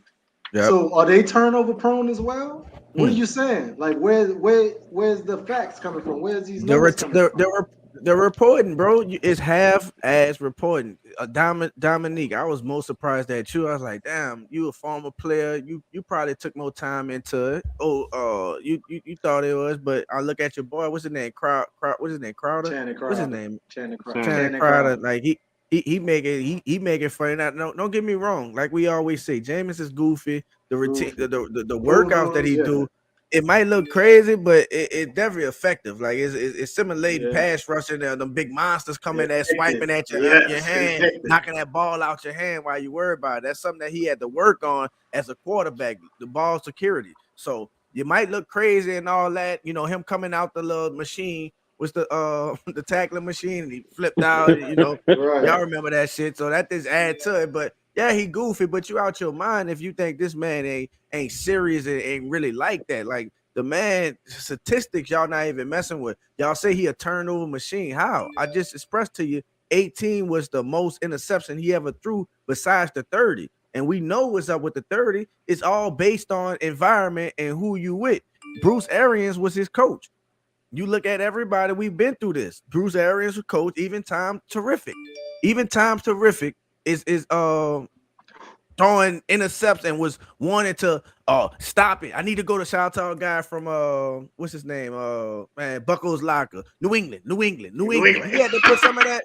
He had to put some of that New England in this shit. You know what I'm saying? Before, you know, but it is no risk, no biscuit. No risk, no biscuit. You hear me? So it is what it is, man. Before we go any further, Hoodie, you know what I'm saying? Our guy is in the building. One time, y'all already know who it is. Our guy, the GOAT, Big Q. What up, baby? Not the Big Q. Hey. Surprise, surprise. Who that, baby? What's Look happening? at this special guest. Look at What's this present. What I got, baby? This Michael Thomas bomb that just dropped on us right here. What's up, Big Q? Hey, look, Big Q, we about to close it. He said, "Now you gonna want to stay for this." My guy, what's up, brother? How you doing, dog? Good, bro. Just making it, bro. I appreciate you guys, man, for the hard work you guys been doing, man. Fantastic Hoodie, Nola BREAUXS. You guys keeping it real. My dog Randolph, man. You guys keeping it real. Yes, indeed, y'all, man. y'all, Yes, y'all, indeed. yeah. Enjoy, y'all, man. Y'all keep doing excellent work, man. Y'all are excellent, bro. Man, much love. Appreciate you, Thank brother.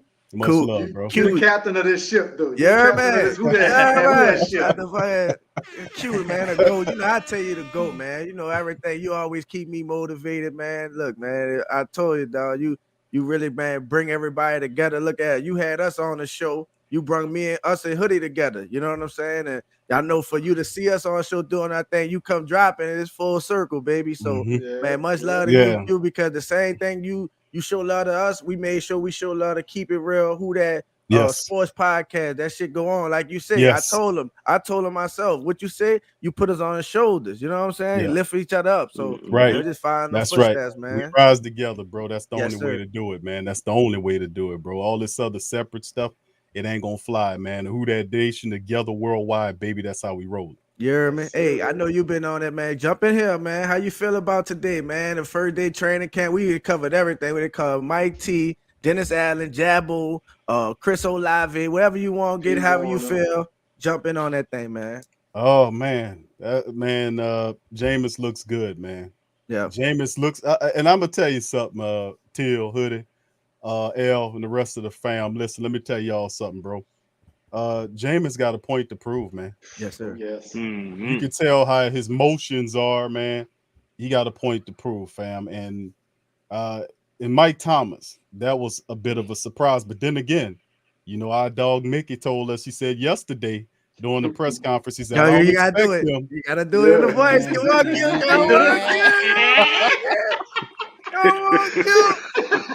Come on, Q. Bro, Mickey told us, Till, he told us yesterday, he said,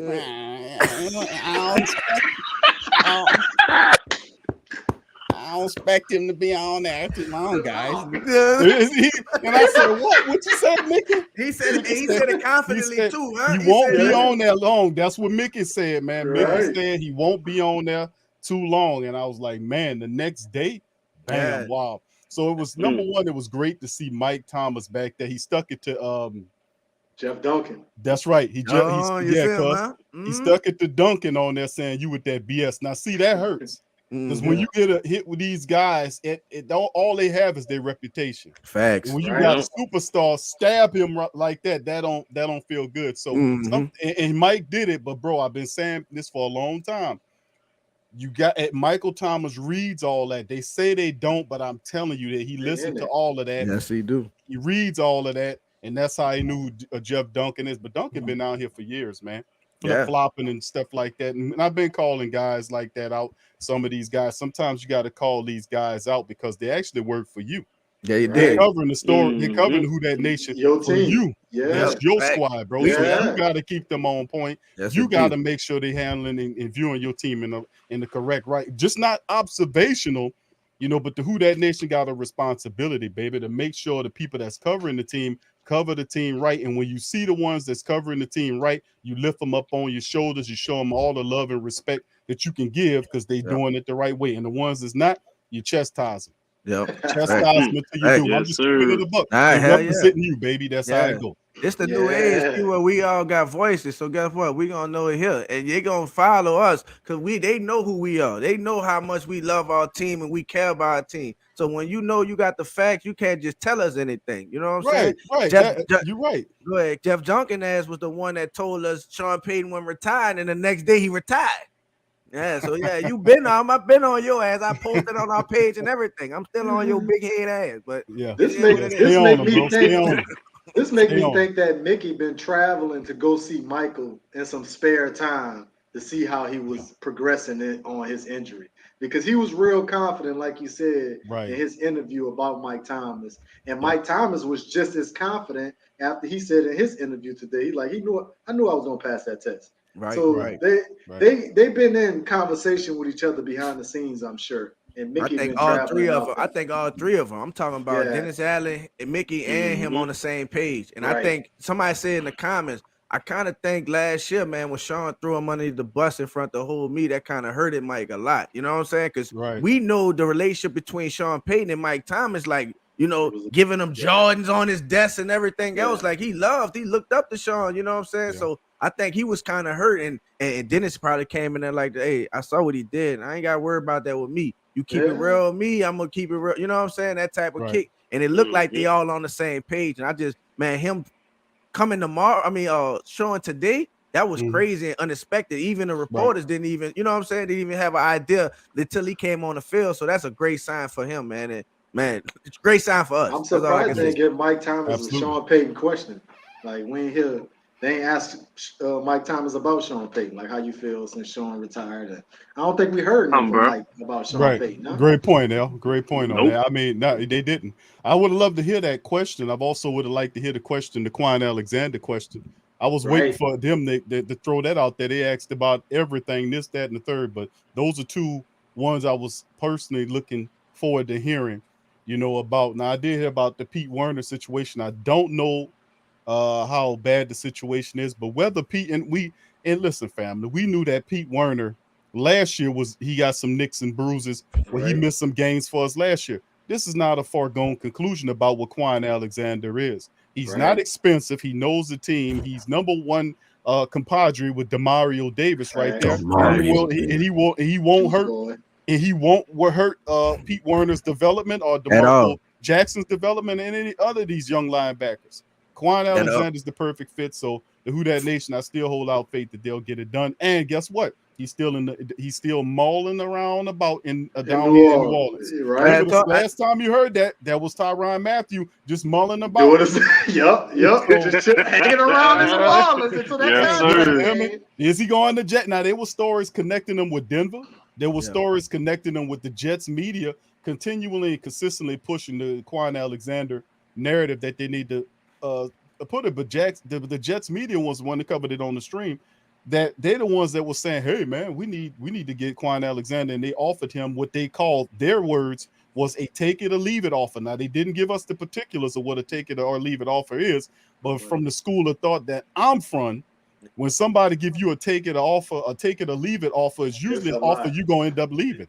Right. Yeah. Right. You gonna take this or leave it. Oh well, you Right. know what? If it's a great offer, you don't have to tell me to take it or leave it. Right. It speaks for itself. Fact, you'll think Right. the Jets want to throw money at Kwon and get a linebacker like Kwon to build what they got on there, but And that's what it probably was, Till. They probably threw enough money where it was comfortable enough to make it a take it or leave it deal. They probably threw him like $8 million a year. It was like, look, you either take it or leave it. Like right now, if you leave this building, this contract is off the table. But if you could take this $8 million right now, and living in New York, you're gonna need about $8 million, $9 million. you gotta think about You need a little more change living out there anyway. And now thinking about it, I'm glad you said that he's still around New Orleans, because I thought it was, but that was Harrell he was working out at one of those video clips. I see in the background, that was Harrell Park. He was so that means a lot. Like if you right there, forget taking a flight. I got an Uber right down the street. Yeah, come on, P got hurt. It's time to go. But I think we might. I didn't know he was still in the city. The fact he's still he hovering about Till. I mean, that's the whole thing. The order, and this is no secret. What he wants. The thing about Kwon, the question is, what does Kwon Alexander want, family? That's the question. What does he want? Okay, now the last couple of years. Let's be fair. The last couple of years he was with the Saints, he gave pretty much cheap prove-it deals, 1 year prove-it deals with the black and gold, right? Yeah. This time around, he showed you that he knows the system. He showed you that he can play in the system. He showed you that he's a commodity. He's a plug-and-play player, just like Tyrann Mathieu, Jarvis Landry, plug-and-play players that make things happen. They don't need a lot. You put I call the man DeMar. It's the mirror images of each other. How Dude, they play. what's your tattoo say? Dude, what's yours? Yeah, they brothers. You're right. You put Kwon Alexander next to DeMario Davis after the trade. They got them, and then he played in the Buccaneers game, and it was like he was there forever. It's like he was just there. You know how rare that is to have a player that you plug in like that, and that guy without any really extended practice history just gets in there and just like he was there before. Like, I got this, and then he got better and better. And they was asking DeMario Davis, hey man, you did an excellent job. And DeMario told him, he said, man, he know it. He doing it on his own. He came in click. He said he got to the sideline. He said he got to the sideline. I didn't know he was that fast. He was that fast. like the Cinderella slipper, huh, Q? Yeah. It fit perfectly. Fit perfectly, bro. Fit perfectly. Attitude, everything. What does he want? Till family, what does he want?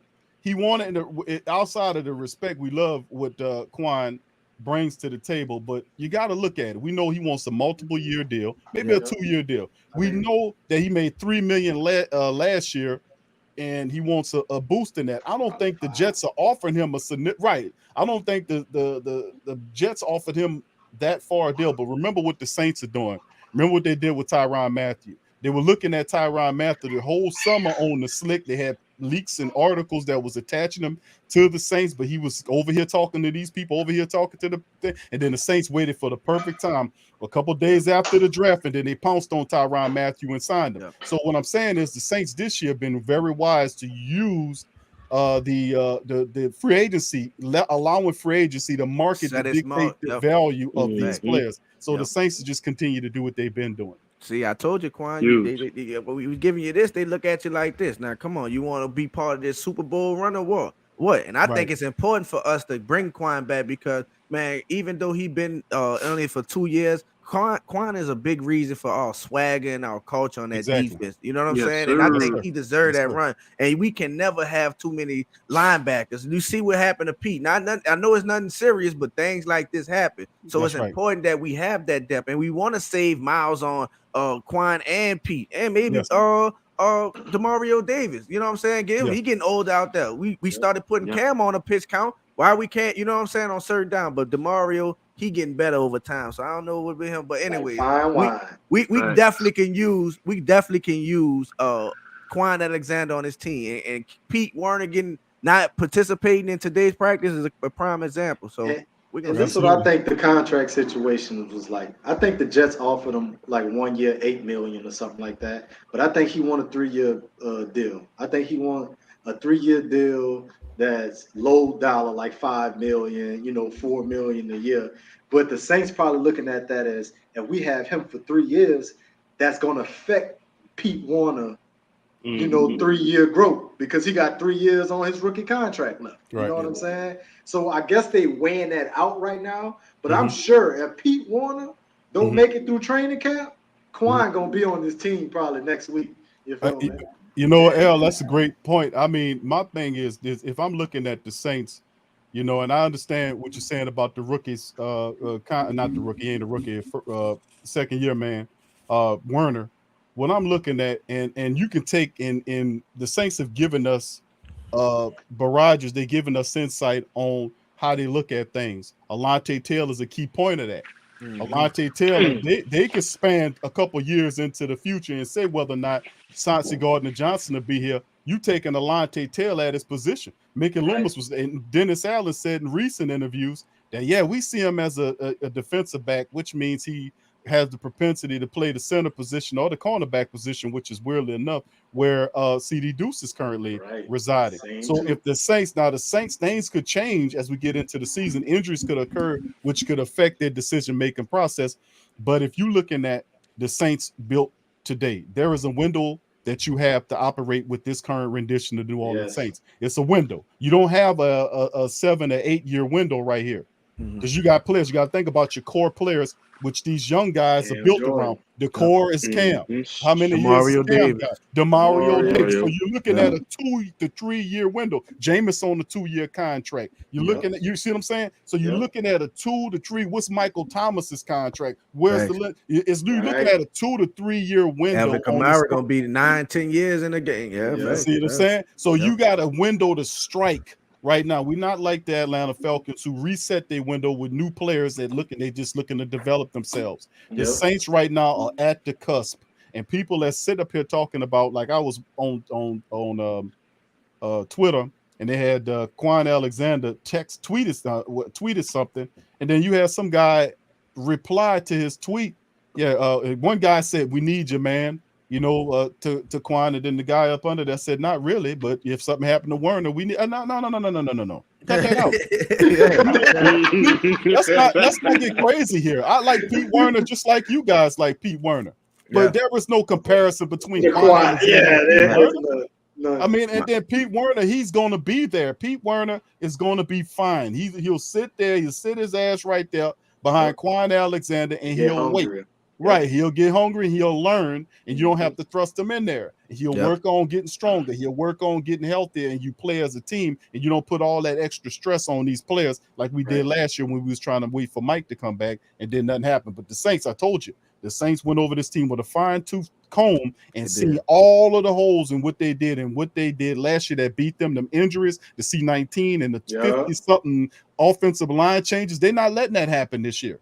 So you mentioned the injuries, Till, astutely, but L did as well. But let me tell you something. COVID is a part of the game too. So that's going to recycle and come back around when it started getting cold. That Miami game cost us the playoffs. That Miami game. I knew it. I said it when we was live streaming the game. I said this game is going to cost us the play because we had 20-something players out. I said they set this up like this. Like this was the game that was going to put us over the hump, and they took out everybody for this game. And I'm like, but you still was in the hunt, bro. You still was in the hunt. You remember still had a chance. You still had several games. You had kickers that wasn't really kickers.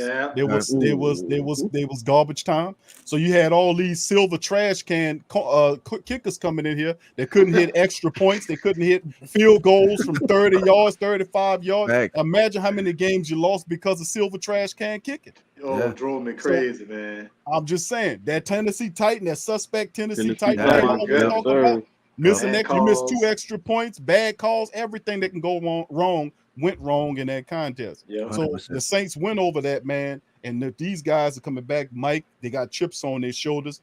And just like I told you, they say they don't listen to none of that. Them people listen to everything. They listen. You hear somebody telling you they don't. I don't listen. I tune all they out. They are lying. You can't not all today. that out in the social media. That's too much. Not today. If you have an account, you see it. Right. You got- checking your face. You on Facebook. You on Twitter. You on Instagram. If you on any of that, you gonna see it. So You don't gonna tell see me it. you ain't Yep. listening. I know All you're you listening. could do is cut your comments off, but you see it. But you gonna know. hear You know. what they're saying, and you should want to hear what they're saying. Yeah. And Zion, the people Zion, around you. And the people Zion around talked you about gonna that see shit at the press conference. Zion was talking about it. Every time I turned, it was negative, even trying to be a positive. And I'm like, damn, I know they listen to everything these people saying. Oh, And you yeah, gotta take yeah. in mind of that shit. Like these people human and things like that. So That's right. it Till. is what it is, man. They're human, bro. They 100% human, and they hear what you're saying. Now, a lot of them guys take what they say and they use it. Like Michael Thomas takes everything personal. You can tell. That's Yes, one he of the do. great personality traits about Michael Thomas. You can see a little bit thrown off, but some of the greatest ones, but a lot of the greatest ones are thrown off. Like you look at Michael Thomas, he takes everything personal. You can tell. Like there was somebody. There you go. Great play. But you seen what Mike did, bro. When Mike Thomas, what was it? He dropped the ball. Remember, he dropped the ball in practice. What he did? He cut the the line to get it back. You see what I'm saying? Yeah. You see what I'm saying? See, that's the Give me great. that. I need that. I got to get that. I ain't do it right. I left it wrong. I got to make sure it's right. He got a chip on his shoulder. This guy is one of the best receivers in the game. And they're like, man, I've been hurt for 2 years and y'all forgot about me. Can't guard Mike. Can't guard me. Still can't guard me. I'm catching all these passes and I'm double and triple team. Yeah, fact. I'm I don't have 440 speed. Julio and all these other guys. I was about to say, and I'll go deep every time. What you doing? Right. Like, But I'm the what you call me, Hoodie, the slant guard or whatever. But I'm still tearing you up. You know it's coming. How you gonna stop it? Right, I'm slant boy, but I own that single season catch record that none of y'all can't get next to. You DeAndre Hopkins and the CD Lambs and all these guys out here. Cooper Kupp had an excellent season, but he had 17 games and couldn't break it. Couldn't do it. and he had 1,700 yards when he had that. That's a lot. 1,700 yards. All that said, bro, it's still Mike's record. He took Marvin Harrison. I remember Marvin Harrison is a Hall of Famer now. He took that record down, and a lot of them won't talk all that mess, but that's like a Super Bowl trophy individual record for wide receivers that you own. That's big, bro. Yes, Respect it. Put some respect on Mike Thomas, media people, for real. Hey, people keep forgetting, and they keep saying out for 2 years. But if you actually look back at it, it's only been 1 year. If you actually look at it, he played in the 2020. He played through his injury. What's the 140 something catches he had? Yeah, because he played through injury. Remember, he played in the playoffs. He played through his injury, and then the next year, so he missed 1 year, and they all acting like it's 2 years because they're trying to make it seem worse on him. Because why? He played for the Saints, and that's why I try to tell people. That's the whole thing. Great point, Hoodie. What's also excellent is the fact that now you're hearing all of the media people pick up on the fact that you got a destroyed Julio Jones. That's signing with the Tampa Bay Buccaneers. Hamstring Jones. Well, they also added Kyle Rudolph. There, what's his name? Is that Kyle Rudolph? The tight end. Kyle Rudolph. He coming there. First of all, brother, you should have just came in there. You got a new team. You come in there trying to stir mess and jump in there in front of that. You should have just came in there. You seen what he did? He posted a picture of what he did. Go from the handshake coordinator, PJ Playmate. Hey, get cute. Hold on, cute. What you call him? Playmaking PJ. That old handshake coordinator, baby. Hey, Big Q, you heard what CJ said? CD said that's the OG. He taught me everything I know in the slot. You heard me? Yeah. That's something else, man. Because listen, I pick at PJ, man, but we got love for PJ. You know already. That's our guy. Old handshake coordinator. He gave us the swag, Q. Right. He gave us the swag. PJ don't forget no handshakes. No. You say, listen, DeMario, I got one for you. I'm gonna do this, that, and the third. I'm gonna slap it back here like this over your head. He'll blow covers before he forget a handshake. Man, I'm telling you. That's why I'm saying, bro. That's a lot of handshakes too, Q. Because even the backups got handshakes. You know what I'm saying? Everybody got it. PJ's a bad boy with the handshakes. He is, man. He don't forget nobody's stuff. But that's why I pick at PJ. But see, a lot of that, man, and I got to give a shout out to PJ and a lot of the guys in the secondary. that stepped their games up because when you changed them secondary coaches, you moved in and brought Coach Richard up in there, man. And Coach Richard challenged them guys, man, and said, listen, what I want to do is build a Legion of Boom in the Crescent City. And those guys said, what? And they all took to the challenge. So, PJ Williams, when it was Ken Crawley that was there, and a lot of players had elevated their games, man. So, PJ was one of them dudes. We always knew PJ could ball, man. He could tackle, but, we just maybe Coach Glenn wasn't reaching him. Listen, that could be when Coach, I'm telling you, because when it changed technique, because when Coach Richard came in here, you know what he got? One of the things he helped to get rid of was Laddie Daddy. Laddie Daddy was out here with these lapses, and he'll be that mind stand focus. That right. That and then he said that's that next level. Laddie, that's Coach Richard helped him concentrate on this game and fix that, and now he elevating to now they saying that he the second best cornerback underneath can't stay healthy Jalen Ramsey. And didn't he get facts too? And didn't he get into it with Glenn in the playoffs? I was actually at the game, so I didn't see it, but they say on TV he got into it with Coach Glenn on the sideline after in that game. That's why he wasn't in that play. And who that was that Robinson got burnt like that anyway. The Minnesota. Hey, I got something to say about my boy Lattimore though, because a lot of people are hating on him when they say he's number 2. Ramsey said, he's right behind me. I don't think he's number 2. Everybody's like, but he allows a lot of yards last year. And I said, well, let me hit you with this stupid thing that you don't know about. I said, is your number 1 corner named Jalen Ramsey on the field for 50 damn minutes like our boy Lattimore is? Nope. No. So I want to see your man on the field 50, 45 minutes, but he don't. Why? Because he got a triple crown, Cooper Kupp playing on offense, helping him stay out there longer. And that's what I'm trying to tell people. And you got to think that all of these DBs that we have, they grew up watching the Legion of Boom. Legion of Boom. We all grew up the watching Legion of Boom and seeing how great they played. So if they have the opportunity to become the new Legion of Boom, I know they all in. I know they listening to everything Chris Richard got to say. Because you got to think about Earl Thomas, Cam Chancellor, Brandon Brown, the Uglass, and Richard Sherman. Like they really shut people down. 4 years straight. They was the number 1 defense. Bro, that's crazy. And they was just a secondary. And that was just a secondary. That was just we talking about Bobby Wagner, KJ Wright, and Bennett on that line. Hey, speaking of Legion of Boom, on all subject. See, I had saw a highlight when and I think it was a Julio highlight. Marcus Williams, Coach Richard might have said, "Hey man, we can let him go." Man, he whiffed on a tackle so bad.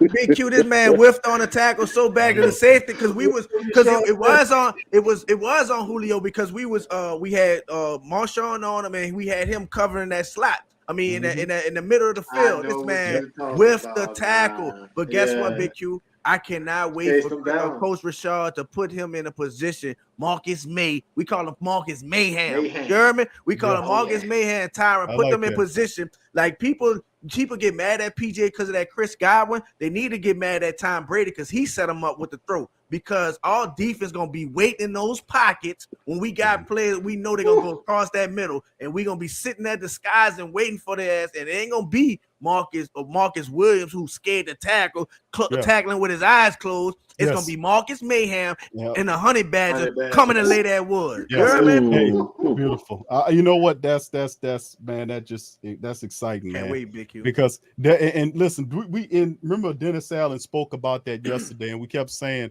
that the mindset for the Saints getting to get Tyrann Mathieu and Marcus May together was because of the versatility. That he can disguise coverages with these guys. They can both play. They can about to tell you they about to fool a lot of dumb quarterbacks. That's what Tom Brady had. That's for him. And see, and another thing about the Tom Brady, you asked me about Tom Brady, but I think about the Julio Jones and the Kyle Rudolph coming up in there with the picture of him switching where he was in Minnesota. Yeah. First of all, you cheated. You pushed off. That's number one. Number two is number two. That was the last touchdown of the game, and all touchdowns were supposed to be reviewed. Remember, the NFL they ain't review it at all. The NFL referees said they declined to review the play. Had they reviewed it, they would have got rid of the touchdown. More than likely, the Saints would have won that game. So let me just preference that and being we great Saint think tank family members and Saint historians. So let's just say that because And sometimes that was they the get first lost. year they put in the rule, right? That was the only year they had the rule I where they think- could review pass interference And- because and of they- the no call previous year. But So go ahead. that's right, L. And the thing was, there was no option where you can opt out to reviewing the rules. Facts. That was never said. But see that, like I said, I currently do not own an NFL rule book. When I say that, they know most people don't own rule books in their Like the hands, physical Constitution. copies where you Yeah. can go to. Oh, let me see, page 324 says that the NFL rule right here, they don't have an option on it. You must do the replay on every touchdown. We don't have that, so they can tell you rules that's not even a rule book and say, oh yeah, let's go to page 524. See, there is a tuck rule. Yeah, fact. See? Exactly. You've been watching Fact. football for years. There's no tuck Turn rule. around, You hey, made turn, that up. turn around with the book. Hey, right up Yeah. the book. See? Right, let's scribble that in the book. Tuck rule, like all the lunatic. And we all know in the Somebody Who That outside. Nations, bro, that's what happens with us. We know, and that guys will say, man, no, you sour grapes. You sour cry, grapes. you No, cry no, loud, no, you no. talk- Right, yeah, like, no, cut that out, bro, because listen, let me tell you something, bro. This is the NFL, man. This is the NFL worth billions of dollars. If you don't think the referees, I don't even call them referees no more. I call them, I call them WWE referees because they're not real.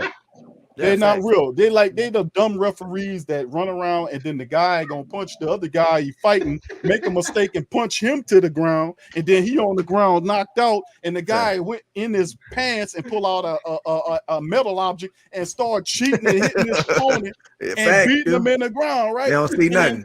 And then he don't see nothing. But then the moment he pins the guy, the referee wakes up magically and magically that punches time. him out. What's going on here? 1, 2. Hey, you know what, Q? I've been saying about their ass to eliminate and hold their ass. They need to be at the every game interviewed and fined. At the every game interviewed and fined. You Phil, need I to get love on it. that podium. My bad. Phil, You had to get on that podium. You know what I'm I saying? love it, but I'm gonna tell you something. They'll never Put him on a do lie that because- detector. I already know. Right. They'll never do that because the referee, they just mindless pawns. Like when we talked about the Tennessee Titans matchup, Right. and the referee was when you seen Caden Ellis hit the referee and then hit the quarterback. What was the guy? Tannehill. Hit Tannehill. Titans, In yep. his, right, he hit him in his back. Remember, Yep. he didn't make contact with his helmet. He hit his back and His knocked back. him down. Remember, go watch the play. The flag didn't come out then. The flag when we came got the out pick. after We got the intercept. he Yeah. waited till Marcus Williams catch the interception, and then he threw the flag out. And there was two angles that you could see the rear angle from behind the referee, because the referee watched the quarterback get hit, go down, and then he turned to the end zone to see what happens with Marcus Williams. Had Marcus Williams not caught that interception, that never call came would have out. never They happened. would've kicked That's the like- field, That's how they manipulate That's how and they you call do it. that shit out when you see that, man. Facts. Call it out. Facts. And you know what's talking about, not to talk about the refs, but I want to go back because we talk about this. And I think because you cover the Pelicans also, I think when we talk about Marcus May and Tyrann and everything, just like our pals, it's going, this game and NFL and basketball is going to positionless players. You know what I'm saying? It's going to that versatility and everything. And I just wanted to point that out. Like when we talk about that all the time on here, Q, like that's what today's going, because it's different athletes who can do different things. You know what I'm saying? Yeah, that's We what see they're trying to push it till. that's I mean, that's where it's NBA going. At. NBA been trying to do that for the last 20 years with positionless basketball, and you see the traditional big man. Like it wasn't but a few years ago when DeMarcus Cousins was considered a solid NBA center. Yeah. I mean, he was Right. like an all-star, and it's like now it's like taboo. Now it's like he's Facts. gone. Because But- they didn't Ain't back nobody revolutionize down. market. Yeah, you know what I'm saying? see? They ain't living So- in the paint like that. So you got 7-footers who that order to survive in the NBA, they got to shoot threes just to make it. So I Right. mean, and I'm like, man, that's very strange where the game is evoluting. But you know, it's reciprocal, which Yep. means sooner or later it'll eventually come back around, for which it comes. I realize that about the NBA, it eventually comes back around. But to talk about the Tom Brady thing that it stuck on my mind. Talk about Somebody it. asked me, one of the Tom Brady people, the great one of the followers of the International Church of Tom Brady worship, they were speaking about, and the message left me a message. They DM'd me and said, "Man, we got Julio Jones, we got Kyle Rudolph, we got this person, Chris." Really, the biggest news which happened with Tampa Bay yesterday wasn't any of that crap. It was really Chris Godwin. he actually was cleared from the injury list and he's good to go. That was actually the biggest news for the Tampa Bay Buccaneers to be happy for, that Godwin is back. Not this Julio Jones character or anybody else for that matter. But my question to them was, okay, that's fine. You got Kyle Rudolph. You got Julio Jones. But I asked us, I gave this guy the question. He didn't respond to me. I said, well, let me ask you this. You got all those guys, sir. But let me ask you this question. How is Tom Brady going to throw the ball to Julio Jones or Chris Godwin or Mike Evans or Kyle Rudolph on his back? Right, exactly. With one of the linemen retired and one that's traded. Now that's a hell of a sight, wouldn't it be? He ain't passing it on his back. He ain't passing it on his back. I mean, pass it on his back. And they know when Tom Brady get that pressure in his face, he throw that bit so fast sometimes. Like he don't care what the receiver is.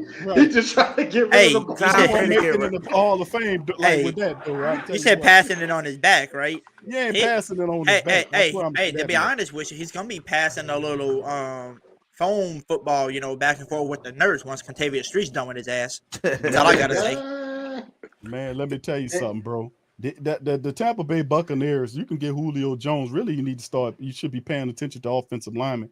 The Saints defeat the Buccaneers offensive line. They just run. That's why if you go and look at the games, now we beaten them a multitude of ways, but one of the main reasons we defeat the Tampa Bay Buccaneers is in the trenches. The Saints defensive line is overwhelming. And with this foe.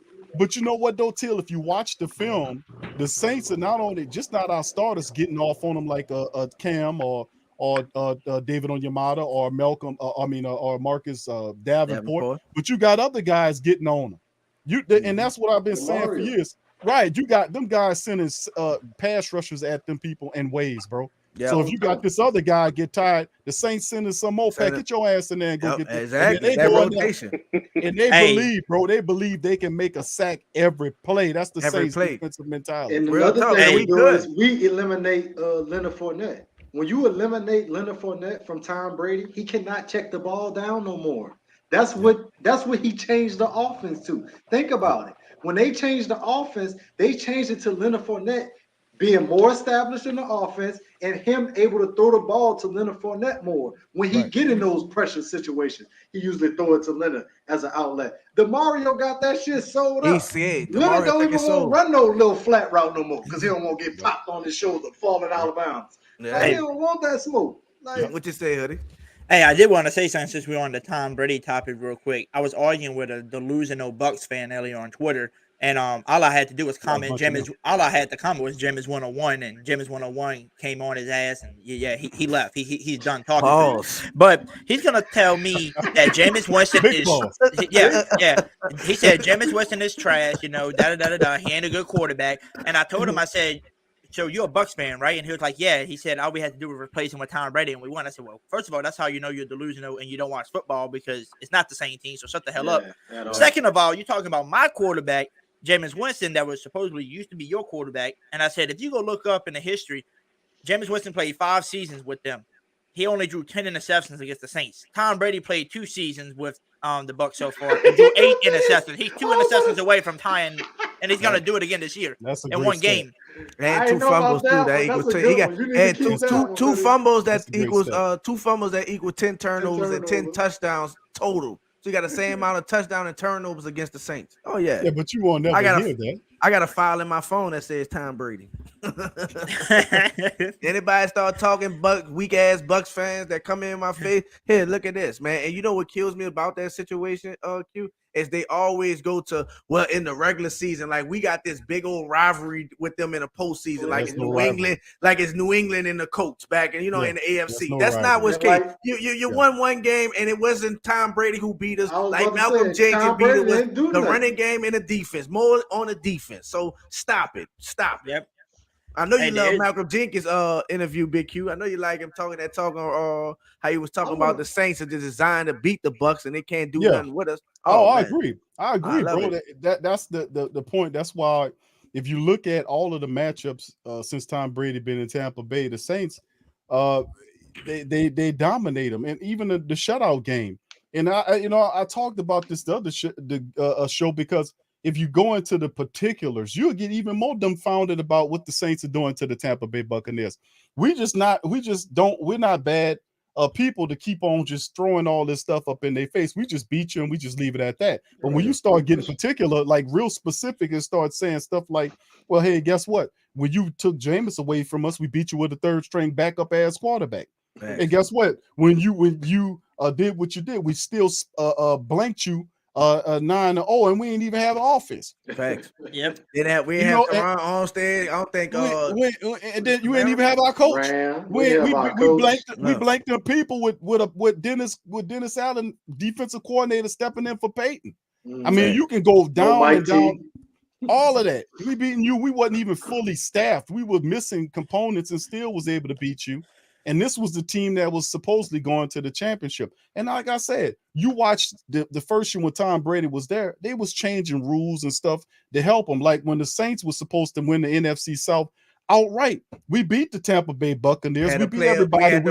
We had to wait to beat Carolina. Why are we waiting to beat Carolina when Carolina was eliminated? Eliminated already. Why they even matter? They're irrelevant. You see what I'm saying? So I was calling that out. I was like, man, these people are trying to set this guy up. All types of tiebreakers. I remember that shit.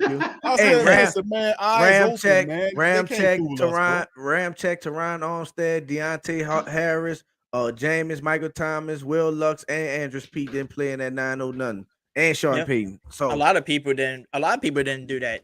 Yeah. Play last year, and they kind of hate on us. And I always say if they lose Tom Brady, if they gonna have the same season we had, you know what I'm saying? All right. Hey, remember that dumb lady we was talking about earlier on the ESPN? Yeah. This is go to her too. I mean, who was coaching the Saints over the years that when they beat Tom Brady and the Bucs? Oh yeah, Sean Payton. No, you dumb idiot. Who coached last year when we won 9-0? Who coached? And who did he have to play with? Taysom Hill. Yep. No Will Lutz. Right. No Will Lutz. No nothing. And that's what I'm saying. The Saints had still won 9 games. One guy. And listen, like I said, a lot of stuff we could attribute to that went wrong with the Saints last year. A lot of the injuries, a lot of C-19 stuff. Jameis Winston going down. Mike Thomas setback. Will Lutz setback. I think that was a real big one because there was, even though I ain't gonna say we had somebody to replace, but them young guys did the best they can do at the wide receiver position. Sure. But you had no kicker that you can bring in. You had to go through a bevy of kickers before you found somebody reliable. Had that not been the case, we had a decent kicker that can kick some field goals for you. You'd have won at least 2 games. 2-3 games easy. 2-3 games right. easy. At least we would have started 6-1 with Jameis, and then we would have won the Tennessee game for sure. Like that's two more games. You feel me? And that puts us in the playoffs at 10-6. That puts you only need one more L to put you in the playoffs, and either one of them would have got you in. And then toward the back end, you still had an opportunity to get in. Had the Rams beat whoever they was playing, you would have got in. But what did they do? They threw that game at the end because that dude severely, what's his name? That ball underthrew that ball badly to the guy, picked it off. Shouldn't even been in that bit. Shouldn't even been that far though. Q shouldn't have been 17 now. We watched the game. We was kind of behind in the beginning of the Atlanta game, so we was nervous. Then we whipped their ass. We looked up, and now the Rams 17-7. What are y'all doing? Yes, what they're doing is keeping you out the way. Yeah, they're keeping you out the way. Nobody they know what they know exactly. And that was 100%. We looked so crisp and good for that last game against Atlanta. We dominated them like defense, offense. I think it was Kamara first or second game back. He looked it good. He just took over that game. And I just saying we got in the playoff. I know besides the Who That Nation, nobody believes us, but we could have made a run. And I don't care what nobody say. If the fucking 49ers, even though they got a nice offense with Kyle Shanahan, the 49ers could have did that. We could have did the same exact thing to them. Green Bay didn't want to see us. Right. Tampa Bay didn't want to see you us. destroyed Green Bay first. You know what I'm saying? Exactly. They running scared. You hear that, huh, Maxie? Speaking of this division talk, Tampa Bay fans be talking about the division like they won it 3 years straight or something. They won a division 1 year. And they talking about like we're not about to win the division. Like y'all just got it sold up like that. Y'all don't have it sold up. Because as I recall, when we beat y'all last year when Jameis got hurt, that was for first place in the division. So if Jameis would have stayed clean, we would have been trending at first place in the division. So You the hell, you right, L. You the hell it all the way through. But see, that's the thing that's really spectacular about last year. It's like this old saying, you know, that I've been hearing a lot of, you know, from my wife's mother, who I've been listening to a lot during these times, you know, that's going on here with my family. You know, and one of the wisest things that I hear is it's a setback to a setback to a setup. Okay. Oh, a setup's a setup. All right. Yeah, and so a setback for a setup, which Wow, means like which that. means that, or I would say a step up, because sometimes you got to go through some adversity to get somewhere. man. You see what I'm saying? And if you look at what the Saints went through last year, there was no big adversity. You lost your quarterback. You lost, you know, you had your Deontay Harris. He lost a few games. You lost your all-pro kicker who could have helped you win. But nonetheless, you still had your defense, and the Saints still had they won 9 games with that team constructed. If we had a decent quarterback at the helm that was a backup, you'd have actually won a couple of more games than Andy Dalton. If we would have had Andy Dalton last year, we probably would have went to the playoffs. But that's why Andy Dalton is here. That's why I was saying about the Saints is that if you look at what they did, family, they went through this team with a fine-tooth comb. And they went back. They went through it. Everything said what, and they looked at the quarterback situation. They made sure that they never was going to, that if Mike has a setback and he's not ready to go, they got Jarvis there. They got Chris Olave there. Then you got the maturation process of the young wide receivers, Callaway and Deontay Harty. You know, you got the running back room, which is a good. This running back room is a lot better than a lot of people giving them credit. They're a bunch of no names, but guess what? It's one thing you're not going to talk shit about us is about the black and gold is our running back acumen. We know how to find undrafted running backs and turn them into productive backs. That's what we do here in the black and gold. Pierre Thomas, Chris Ivory, you know what I'm saying? Kyrie Robinson. You know it goes on, even on and on. What's your boy, Boston Scott? What we got? Even though he ain't with us, but we still in the league though. Yeah, he with the Eagles. He doing good for the Eagles. Yes, he's doing good. He's doing good, getting signed and everything. But we draft good. You know that. And Big Q, when you was talking about that window. And I agree with you because that core that's why it's important. But you know, we draft really well. So I'm hoping everything that we drafting, Pete Warner, you know what I'm saying? Paulson Adebo, Alante Taylor, they become that cornerstone. You know what I'm saying? DeMarco Jackson and all of them step in and you know that role. Peyton Turner, Davenport, that turn into the cornerstones and the core pieces of what we need. So yeah, go back. Go ahead, Keith. Go ahead. Till, you know what? Let me, and I know Hoodie about to say something, but let me say this, bro, and I'll turn it over to you. And I'm at the bounce in a minute because I got I'm enjoying talking to y'all. That's too cute. That's cute. Y'all, bro. You already know what it is. Say, Q, come on over, man. I'm doing all kind of stuff. Say, bro, give me a few minutes, bro. I'm gonna make it over that, baby. Baby, I'm gonna make it all over that, baby. But one thing I realized about the black and gold, man, when you look at the over and you know what, they're gonna talk about this once it's over with at the end of the year and we holding up the trophy, is the fact that the Saints IQ and the chip they got the guys that they're adding to the team, high IQ players, even the undrafted guys, man. The Saints got insurance on top of insurance. Like if you're looking at guys like Chauncey Gardner-Johnson, if he's not in the future plans, he got Alante Taylor. You got if Marcus Davenport is not in the future plans, they got Peyton Turner. I mean, you see what I'm saying? So you got players there, and majority of the players that they got, even the undrafted guys, are loaded with experience. Even when the Saints went out the other day and signed, what's his name, Malcolm Brown, who we talked about weeks ago, and said, yeah, Malcolm Brown would be a good running back for him to have.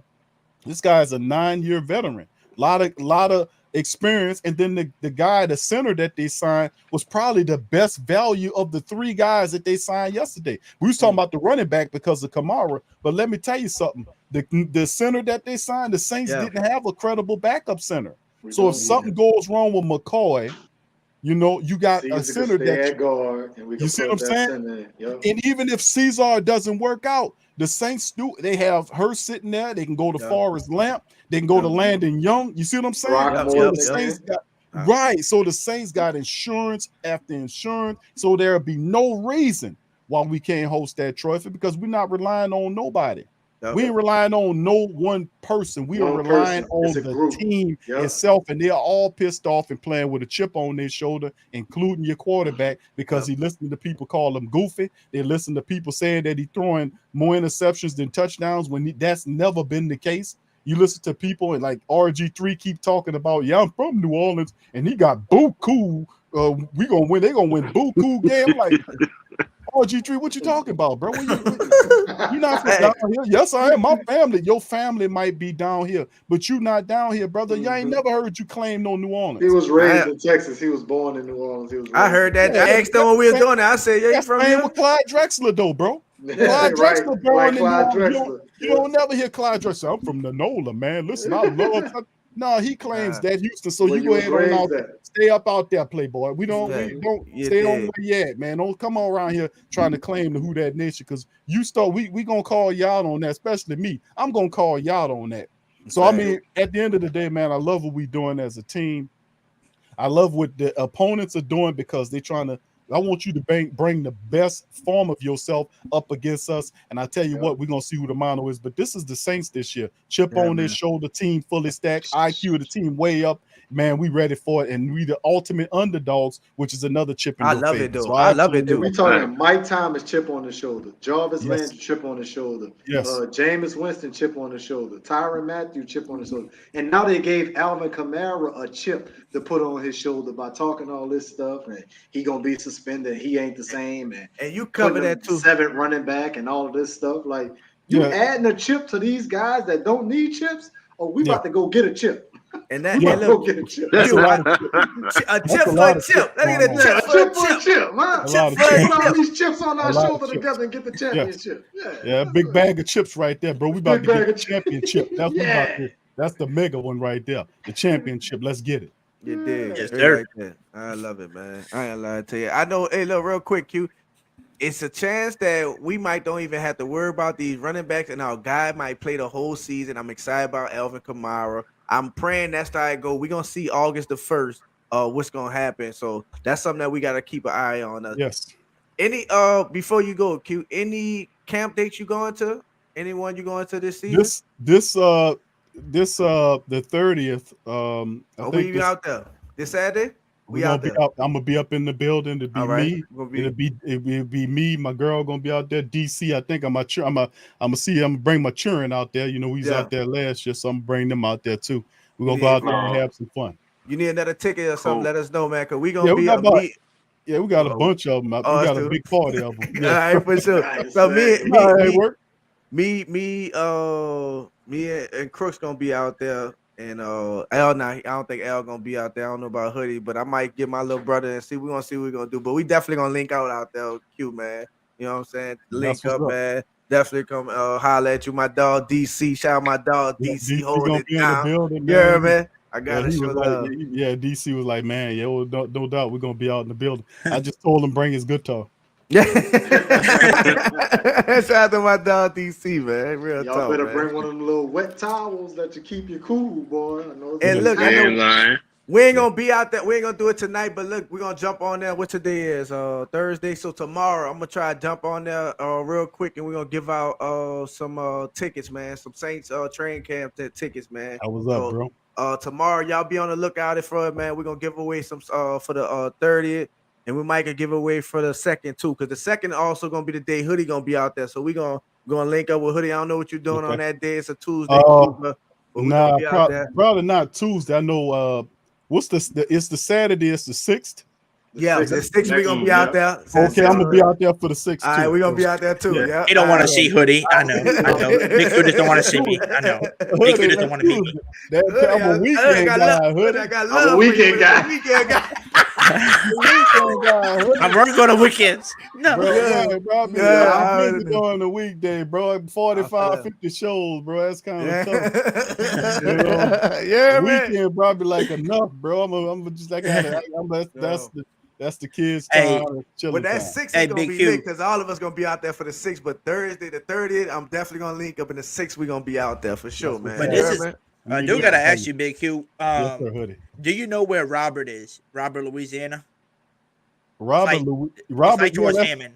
Yes, that's maybe what an exit or so just east of Hammond. Yep. Yeah, I know what that is. Yeah, because the reason why I was asking you was because next year, like I said, I got to get an exact date and time that I'm going to do this.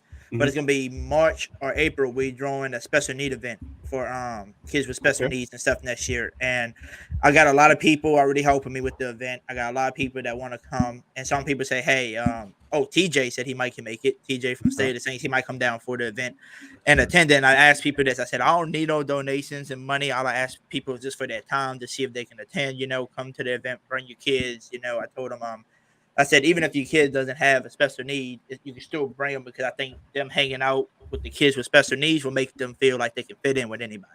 And that's what the event's for. So we're going to have, food. We're going to have water slides, inflatables for the kids and stuff like that. We're going to try to do some games and stuff. So we're going to have a lot, snowballs, you name it.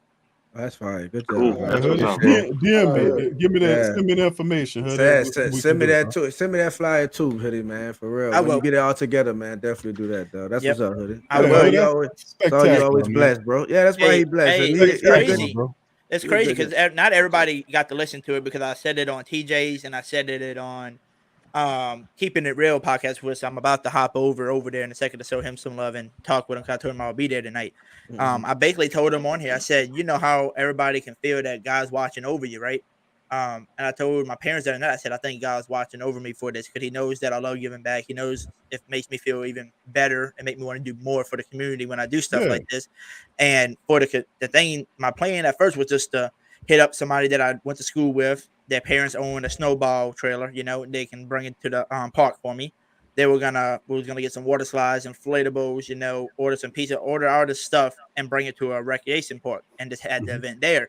Well, I served on these two people, it was a couple, and they buying and about to open up a water park / camp over there in Robert, and they taking over for this lady that can't control it anymore. And they said they want me to draw the event there because they want to do one of those events at least once a year for themselves. So they said, all you got to pay for is food, right? And I said, bet. Well, then before I went on my trip with my girl for her birthday last week, I served on this couple, this family, I would say. It was a family of 6, the parents and the 4 kids. They just moved out here from Florida. And I made their day, made them feel at home. And I found out the dad moved out here was because he's a chef, right? So he can cook hundreds and hundreds of meals, for people. And he does that for his job. So he told me, he said, if you need anything helping, I told him I was going to feed the homeless and stuff like that in New Orleans one day. But then he said, well, the event you were telling me about, how about I help you with that? Just let me know. So I got his number and everything. And then he also told me, whenever they get their house done out here, because it's not far from me, he said, he'll hit me up and let me know. And I'm invited to his housewarming because I made him and his family, feel welcome. And he wants me to come try his cooking to see if I would like to have his food. If you approve. Yeah. Hey. So I told him I will. I told him I'll check it out. And then I get back from vacation, right? The next day that I went to work, I started on this lady. She's been in the bakery industry for like 25 years. She can make she served me her baseball cakes and, cookies and all that. It looks freaking real. Like she could probably make a Coors Light bottle type of cake and make it look real. And it's really creative. She's really creative. And I told her, I said, how much would it cost to make a big Hoodie JUBE cake and some cookies, for this event? And what they tell me is, she's like, well, if it's for that special need event that you was telling me about, it won't cost a dime. That'll be my gift to you and those kids. There you go. That's how it always happens, bro. That's how you know they watching over you. Yeah. Well, I'll tell you what, Hoodie. Yeah, when you do stuff for the children, man, that's a whole nother level of blessings that you get from the Most High, man. And then especially children that's disabled or or special needs children, man, that's a major blessing. Yes, sir. And you gonna like I said, just keep being the and I'm talking to all y'all, but in particular, y'all keep doing the great and awesome work, man, that you guys are doing. It ain't like you're saying it's a saint, but you taking it to another level of sainthood there. Facts. So yeah, man. Just send me the DM me, man. Give me the information, man. Let's see about me and my girl. Maybe we can participate in that, man, or maybe we can do something there, But listen, bro, congratulations to you on that endeavor, and big ups to you and your channel, Hoodie, and the Nola Bros, brother Randolph. Y'all too, man. Y'all keep doing the great work that y'all are doing, man, and keep supporting one another, bro. Because that's how we make it up in this thing, bro. That's always been my mentality. Is that I'm never bigger than the sum of the Who Dat Nation, baby. I'm just merely the representative of the Who Dat Nation, baby. I'm not bigger than the sum of the whole parts, man. If they got guys out there thinking like that, you need to leave them alone because they're full of shit. I'm gonna tell them I'm keeping it real. That's all I can do. Look, appreciate you for coming through, man. Thank y'all, man. I appreciate love, bro. Man, big cute number of love. We see you. I'm come check on and hit that like button. Show love, man. Thank you, brother. You already know. I appreciate the you. captain of the Who Dat ship. Yeah, man. Hey, we're gonna get him a picture. We're gonna get a picture of you, man. I'm gonna get somebody to draw a cartoon version of you, and it looks like you driving the ship, and in the background view, they got like Roger Goodell, the refs, the Falcons, and all that getting dragged in the water, drowning. Oh, yeah. And you're gonna be smoking a cigar, holding a cigar like Hoodie, you always use my old adage, man. Like I torpedo they boats and Hoodie and put their ships in the water. And then I was like, if they keep talking, I'm gonna torpedo your lifeboats, man. Let me tell you something. I'm gonna put straight like that. Straight like that. We'll torpedo your lifeboats. I'll let y'all. Yeah, right. I gotta let y'all make it. Now you take them little lifeboats and make it on back there. Oh, they throwing their hands and cussing. Or just I get an order. Go ahead on and torpedo their lifeboats. Put them in the drink. Swim home. Go ahead on and swim home now. Yes, sir. All right, man. Appreciate y'all. Thank you, man. Big Q. Thank you for your time. Thank y'all, bro. Look, but we Taylor, about thank y'all. Go Thank ahead, y'all for letting man. me come on too, my brother. It's love. If y'all don't mind, like I said, just transfer over to my boy Keeping It Real. That's where I'm gonna go on his podcast, talk with him again. Yeah. Just to show him some love. So like I said, if nobody knows Keeping It Real, man, go over there, subscribe, and just go pop in for a little bit because Big Q's about to go live too. So I know we're gonna be in both sections. So Yeah, I'm gonna be in both. I'm gonna be in both comments, multitasking, feeding son. I got buku stuff, but I'm gonna definitely be in there comments, showing love, both sections, man. Hoodie, thank you for coming on, bro. You did, man. It was a great show, man. Appreciate you. Like always, thank you for always showing us love. Inviting us on our channel. So, bro, listen, it was a pleasure and an honor, bro, to have you here, man. So, shout out to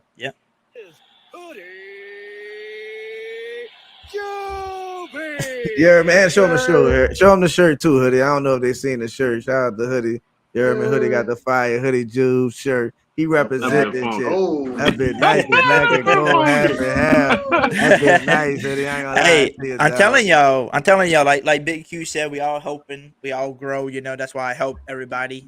Even if you're not a Saints YouTuber, I'm still helping people grow because we all a YouTube channel. We all a YouTube family, and I really do thank y'all. I'm telling y'all, we have so much fun. The vibe's always great when we connect. So that's why I was saying at least once a week or at least twice a week, we should try to like alternate. I'll go on my podcast next time. We'll come to y'all's and we just, share the content because, especially during this, especially during the Saints season, we all gotta try to do one watch party, like for the away games. If none of us gonna go to the game, we also just do one big watch party together. I think that'll be dope. Yeah, but we in here. We go live every game, Cuddy. So you already welcome. Well, I'm gonna be at the games. You be at the game. Yeah, facts. I'm gonna try to like that. I respect you. Going to all the home games? Yeah, I go to all the home games, but what I'm trying to do right now is I'm trying to find people. It's hard to find them. Like y'all the Nola Bros. We talk a lot. We got a connection. Like I'm trying to find somebody that I know that has season tickets. That has like 4 or more. To where I can just buy them. But like some people, like I found one person, he's selling them for $7,000 for the whole seasons, and it's 7 tickets. Oh, so that's not bad. It's 1,000 per ticket. For the whole season. 1,000 per ticket. Yeah, that's not bad. So it's not that bad. But he wants everything up front. I don't have $7,000 to draw down. I'll pay him monthly, and pay it off to as the season starts. But I told him I don't have $7,000 just out the pocket just to hand him. So like if I can find somebody that has tickets that's willing for me to pay him, monthly, like $500 a month, I can easily do that. And then by the time the season starts and everything, I'll have it already paid off. Facts. So, hell yeah. So unless it's sold out, then I gotta pay somebody going to the game. I gotta walk up to the game. Hey, you got tickets? I'll pay you, and you must subscribe to Hoodie JUBE too while you at it. No. Facts. Hey. I'm thinking about. Hey, don't forget tomorrow, y'all. We're giving away tickets, man. Might do it on YouTube or Twitter. We're gonna figure it out. But don't worry about it. Don't worry about it. They going to Hoodie JUBE anyways. I appreciate y'all taking your time though, trying to come. Bro. I'm messing. Hey, we got something for you. You locked in, Hoodie. Don't even trip. Yeah, I know. I was messing with y'all. What's July 30th though. The one y'all That's going to Saturday. this That's just Saturday. Saturday. Yeah, I would come. I would come. Like so they actually scheduled me on on August 2nd to work. But I literally, as soon as that damn schedule came out, I put release my shift and I said not gonna be here. You know, and they took it off of me already. So like that's good. I can't go and be like, sorry, I ain't gonna make it July 30th if you can't make it. You know, I really want to. I want to meet Big Q. You know, I really want to meet Big Q in person. But. Facts. Nah, 100%. Nah, we're gonna get. You know, the time is gonna link, bro. We're gonna see what's up with it. See if they do next the August the 6th though, because that's what he gonna be at. And I know L gonna be down here August the 6th for sure. For the 2nd and the 2nd is and the 6th. I think Crooks might be straight for the 6th because that's a Saturday, and Brew Raw gonna be straight. Definitely so that's gonna be Saturday. That was the only one that they get to meet last year. Right. So yep, facts. Yep, because you And I saw you throw the picture on the intro. That's fire, bro. Yeah, y'all in it. You know, we got to add it because when I told Nep about it, you know, because Nep was helping me redo the intro, you know, because we didn't want it to be 2 minutes long, especially when I do videos now. Because I've been working on some videos, which the next one that we'll be working on that's coming out is telling people, me not being just a biased Saints fan, I'm gonna tell people why I think the Saints are easily the top team in the NFC and could win it, and how y'all sleeping on this, you know, because of what happened last year. I'm gonna break down everything. So instead of having 2-minute videos, you know, intros, we broke it down to that. And he was like, don't you have a picture with the Nola BREAUXS you sent me that one time when you went to the game? I was like, yeah. He said, send me that one again. He said, I want to put that one in there. That's for what's sure. up. So shout out to King Nep, man. Much love, King Nep, man. And Hoodie, man, got us on that bit. That's my dog. So we're gonna get another one August 2nd. You hear me? Yes, do that and probably get a way better one August 6th. That's gonna be dope as hell. So August 2nd, August 6th, we in the building. I think my big brother coming too, man. The one who got the restaurant, I think he gonna come to the actual camp with us. So do we like that? I mean, that we like. Which one G going to the second? We that chicken to the second. We that chicken and shrimp. Yeah. I said we like that chicken and shrimp. I like that. We like that chicken. I'm gonna talk to G. You might have to put that on the menu. We like that chicken. You hear me? One time for the bros. You know what I'm saying? Look at that. We like that hey, chicken. I'm going though. Well, yeah, Jeezy. One time, Jeezy. We need that. We like that chicken. Hey, you hear me? For real though. I wanted to ask you this question because TJ, and when I was on his podcast one day, and I was listening, you know, how you go from football to just talking about New Orleans and the food and best po' boys. Have you ever been to a restaurant? It's called Juno's. Juno's? No, it's in Marrero, I think. I think it's in Marrero. It's on the West Bank in Harvey. Where? Harvey. What's that, Kirk? It's like over there by West Jeff, like over on that side by West Jeff. Okay. Oh, okay. Yeah. Okay. Nah, the reason why I was asking y'all because somebody was asking me about the, you know, what's the best po' boys, and one of the po' boys things I mentioned to him was this Juno sandwich. I said because it's a business that's been in there for years, and I'm gonna share my screen with y'all if you want to show everybody. It's literally I can't describe the sandwich. Like he might have had it before. Crooked might have had it. No, they had a hot dog. It's a hot dog. It's a hot dog. It's a hot dog sandwich. It's a hot dog. It's a hot dog covered in this gravy, but it's not like a marinara sauce. It's like red. But I'm telling you, it hits different. It's like a chili sauce. It looked different. And it's so good. It might sound disgusting, but I'm telling you. That bit looks sloppy, but you never know. It is sloppy. That bitch look like a red bean sandwich. Yeah, that bit look like red bean sandwich. That was somebody halfway through the sandwich. They already ate half of that thing. They had to take a picture. That bit was so good. They had to take a picture of that, man. They forgot to take a picture. Yeah, they was like, I'm ready for some wings and shrimp. I'm ready to go try the place. I already told my parents. I said, yeah, we're going to Canal Street trying it. And they said, oh, nice. And they said, let us know how it is. Because my parents said some people told them that they had some of the best chicken and shrimp down there, but they never went yet. So yeah, real talk. So shout out to my brother. he heard it from that other chicken people. and shrimp. You heard me? We're going to run that. And when we leave out, I'm running that. I'll make a deal. If it's really good and it's really the best chicken and shrimp out here, yes, sir. Then maybe I'll have to advertise them on my channel. Come on, man. One time only. One time only. Give them a good sponsorship out there. Don't even trip. You're gonna see what is hitting on Hoodie. You know what I mean? We appreciate that. Much love. Shout out to G. We that chicken and shrimp. If you're in the city or in Houston or if you're in Cleveland.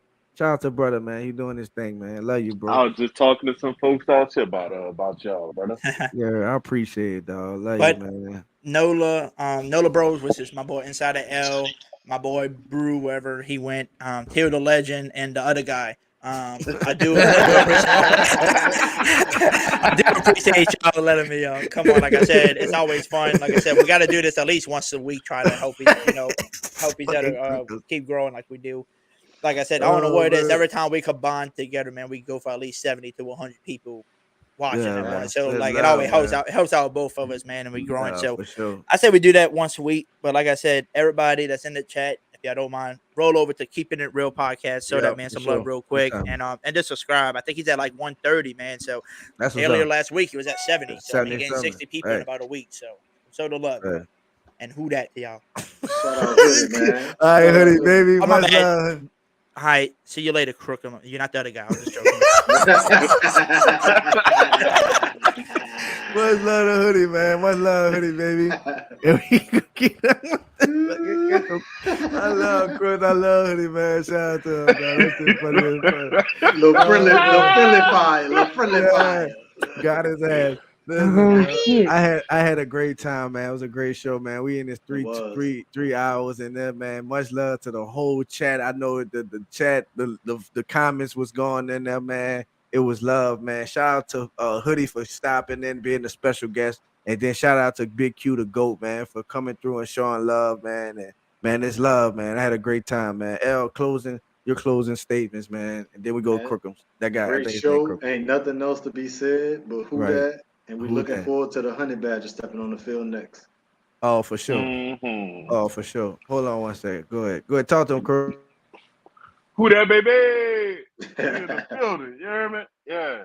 But like we say, man, we like that. And great show tonight, man. Definitely had a great time. Hoodie JUBE came through, blessed us with his thoughts. Big Q came through. Mm-hmm. That was wonderful. Glad to have him on the show. And just looking forward to this weekend and in the upcoming weeks, man, that we're going to be linking up, continuing to do these shows and man, just getting to season mode. You feel me? Right. Yeah, man. Coming. I appreciate the surprise. Man, it was a blessing. Thank to everybody that came in, man. This was an awesome show. Shout out to everybody. Be looking out for them training camp tickets. We're going to be giving them away. Much love to everybody. Y'all already know what it is. Who that? And we like that. Yeah, man. One love, man. We out here.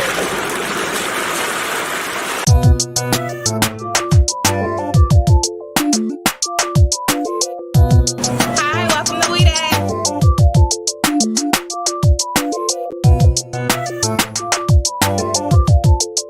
Hold up.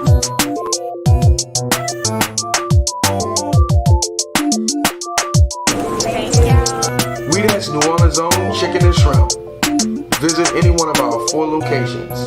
Proud partner of the New Orleans Pelicans. Unleash the beast! Man, it's a monster inside you! That monster got heat! You already know what it is. Best of the game right here. I hold it down for my area. I'm always repping my area. Throw up an E if you fuck with us.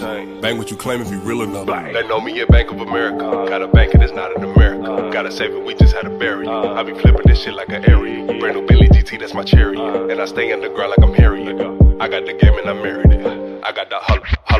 They know me at Bank of America.